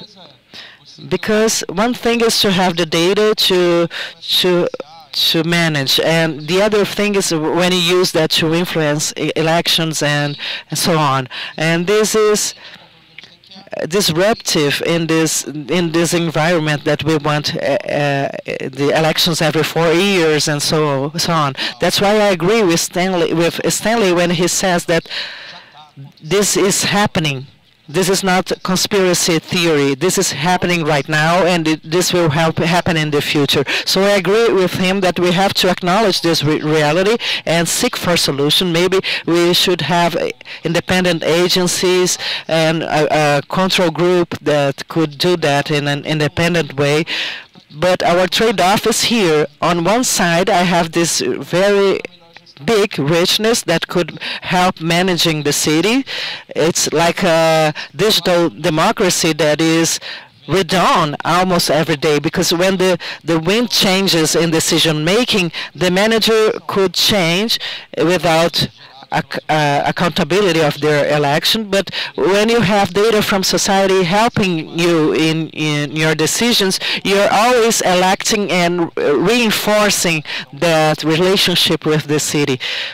I'm giving you an example about accidents. I'm not sure about what the solution is. I know the problem is there. I know that we have to address that in a different way, and we have to start to discuss that to protect privacy is very, very important, but we cannot lose this richness and improve the environment. But there must be something controlling that, and I don't know what the good answer is. And this is something that we are going to debate for a long time. And the other question was about who wanted to show us this data. Some companies didn't want to disclose this information for us, so we used according to availability. If they had big data and they could open that, we started using them. In the case of TIM, they decided to do that, and they have been doing that with 300 cities because of the Rio project. And about your other question, this matter of not servicing the poor population, I don't remember by heart the numbers, but security is not in the sphere of the municipality. We are all also working. We all work with social issue, and this is a fail. We should have integration and vertically in structures of powers. But the choice of Deodoro Center, the Olympic Center, linked to Barra da Tijuca with the Madureira Park. In between them has the social role, because in 20, 30 years we want to move the economic center with this geographic center. So you reduce transportation costs, you increase the quality of life, but it takes time. The administration cannot impose that. We can develop policies to direct that. We have this rapid transportation vias to link the region of Barra da Tijuca that is growing more with the north area near Realengo and Deodoro neighborhoods that were isolated neighborhoods. And despite having this straight line there, it was more common to have this route passing through the city center. And the same thing with this west region, when you have this tunnel of Grota Fundo linking the north area with the south area, you're also creating this incentive to develop this region. Otherwise, I would take 30 minutes to pass through the mountains, and it would take 30 minutes to go to the other side. So this kind of changes that we are able to do with information, it impacts the quality of life of those people who are dwelling there. And in the long term, these regions around Madureira was very much valued, and no one was removed from there because it was a park. It was already a park. And I don't know how the city hall or the state made this decision, but some processes are really made, but it was not a decision that was up to me. But there are policies that are developed with data that will have impacts in the medium and long run. And one last question. Go ahead. I'll try and answer your questions. Eu vou tentar responder as perguntas ao mesmo tempo. Você lembra? The white part, and I had the red part. The white part speaks about what's already happening in terms of law enforcement accessing and using that data. And there are oversight mechanisms built into laws, for example. I was very excited to read Marco Civil da Internet. And it's got great protections in place, such as you can't ask for the data you can't ask for bulk data. It must be personalized. You must identify whose information that you want from the telco and just exercise and request for that information. You need a judicial warrant to gather that information and then to use it. In Australia, the opposite, okay? But also in Australia, the same question comes up about what's the purpose that you use the data for, and most of it is for drugs, and it's drug related. Whereas the promise before was we're going to use it for serious crime. So you have a problem with using it, scope creep, that's the word. You've got the issue of scope creep, that you don't really know what the investigative powers of the police are and how far they can go and how they can use it. But those are things that ombudsmen and people like that would then look and exercise oversight over on how police use it and whether they can use it in big data analytics and do predictive policing and so on. Because the big challenge with predictive policing, as they showed in San Francisco, is that it is a self-fulfilling prophecy, right? It's like, oh, that's where the drug guys are gathering, and so we will send out the police over there, and every time you just send them out, and that's where you find them, and it's like, oh yeah, it's just a self-fulfilling prophecy, and that's why certain communities, minority communities, vulnerable communities get targeted. Okay, so that's already happening. What we are saying is that data is already being captured, and it's used for one public service. And that public service is law enforcement. There are so many other public services out there. Health services, urban planning, transportation. we can use that same data and leverage its benefits and use it for this particular purpose. How we exercise control over who's got the right to process and use it is what we need to work out. As far as the police are concerned, that's a debate that's going to be ongoing. We're looking at data for good. How can we apply it in a public health scenario, for example? If there are conspiracies that are coming out from there, you know, that's a different matter on how we may address fake news and things like that. But the agencies that are requesting call detail records, for example, and the work that's being done by the Facebook team on data for good, for example, and what Microsoft also does, and many of the analytics companies do that. The people that are looking for that data are NGOs, Doctors Without Borders. They are the ones that go in the field when there's an outbreak of a disease or a virus or malaria, and that's what they're looking for, that data, in order to map people's mobility, to find the source. Where is it coming from? We know we've cured malaria. For example, in my native Namibia, malaria is, for example, something that's been exterminated. But then it comes up again. So in 2010, they did a study and showed that it's being imported. It comes in from the outside. And that's why that problem keeps recurring and recurring. And they can use that data and that information to find ways in which you can address a public health problem. But if you can work out a structure and a framework that tracks it and defines the purpose for which it can be used, you can address issues like this.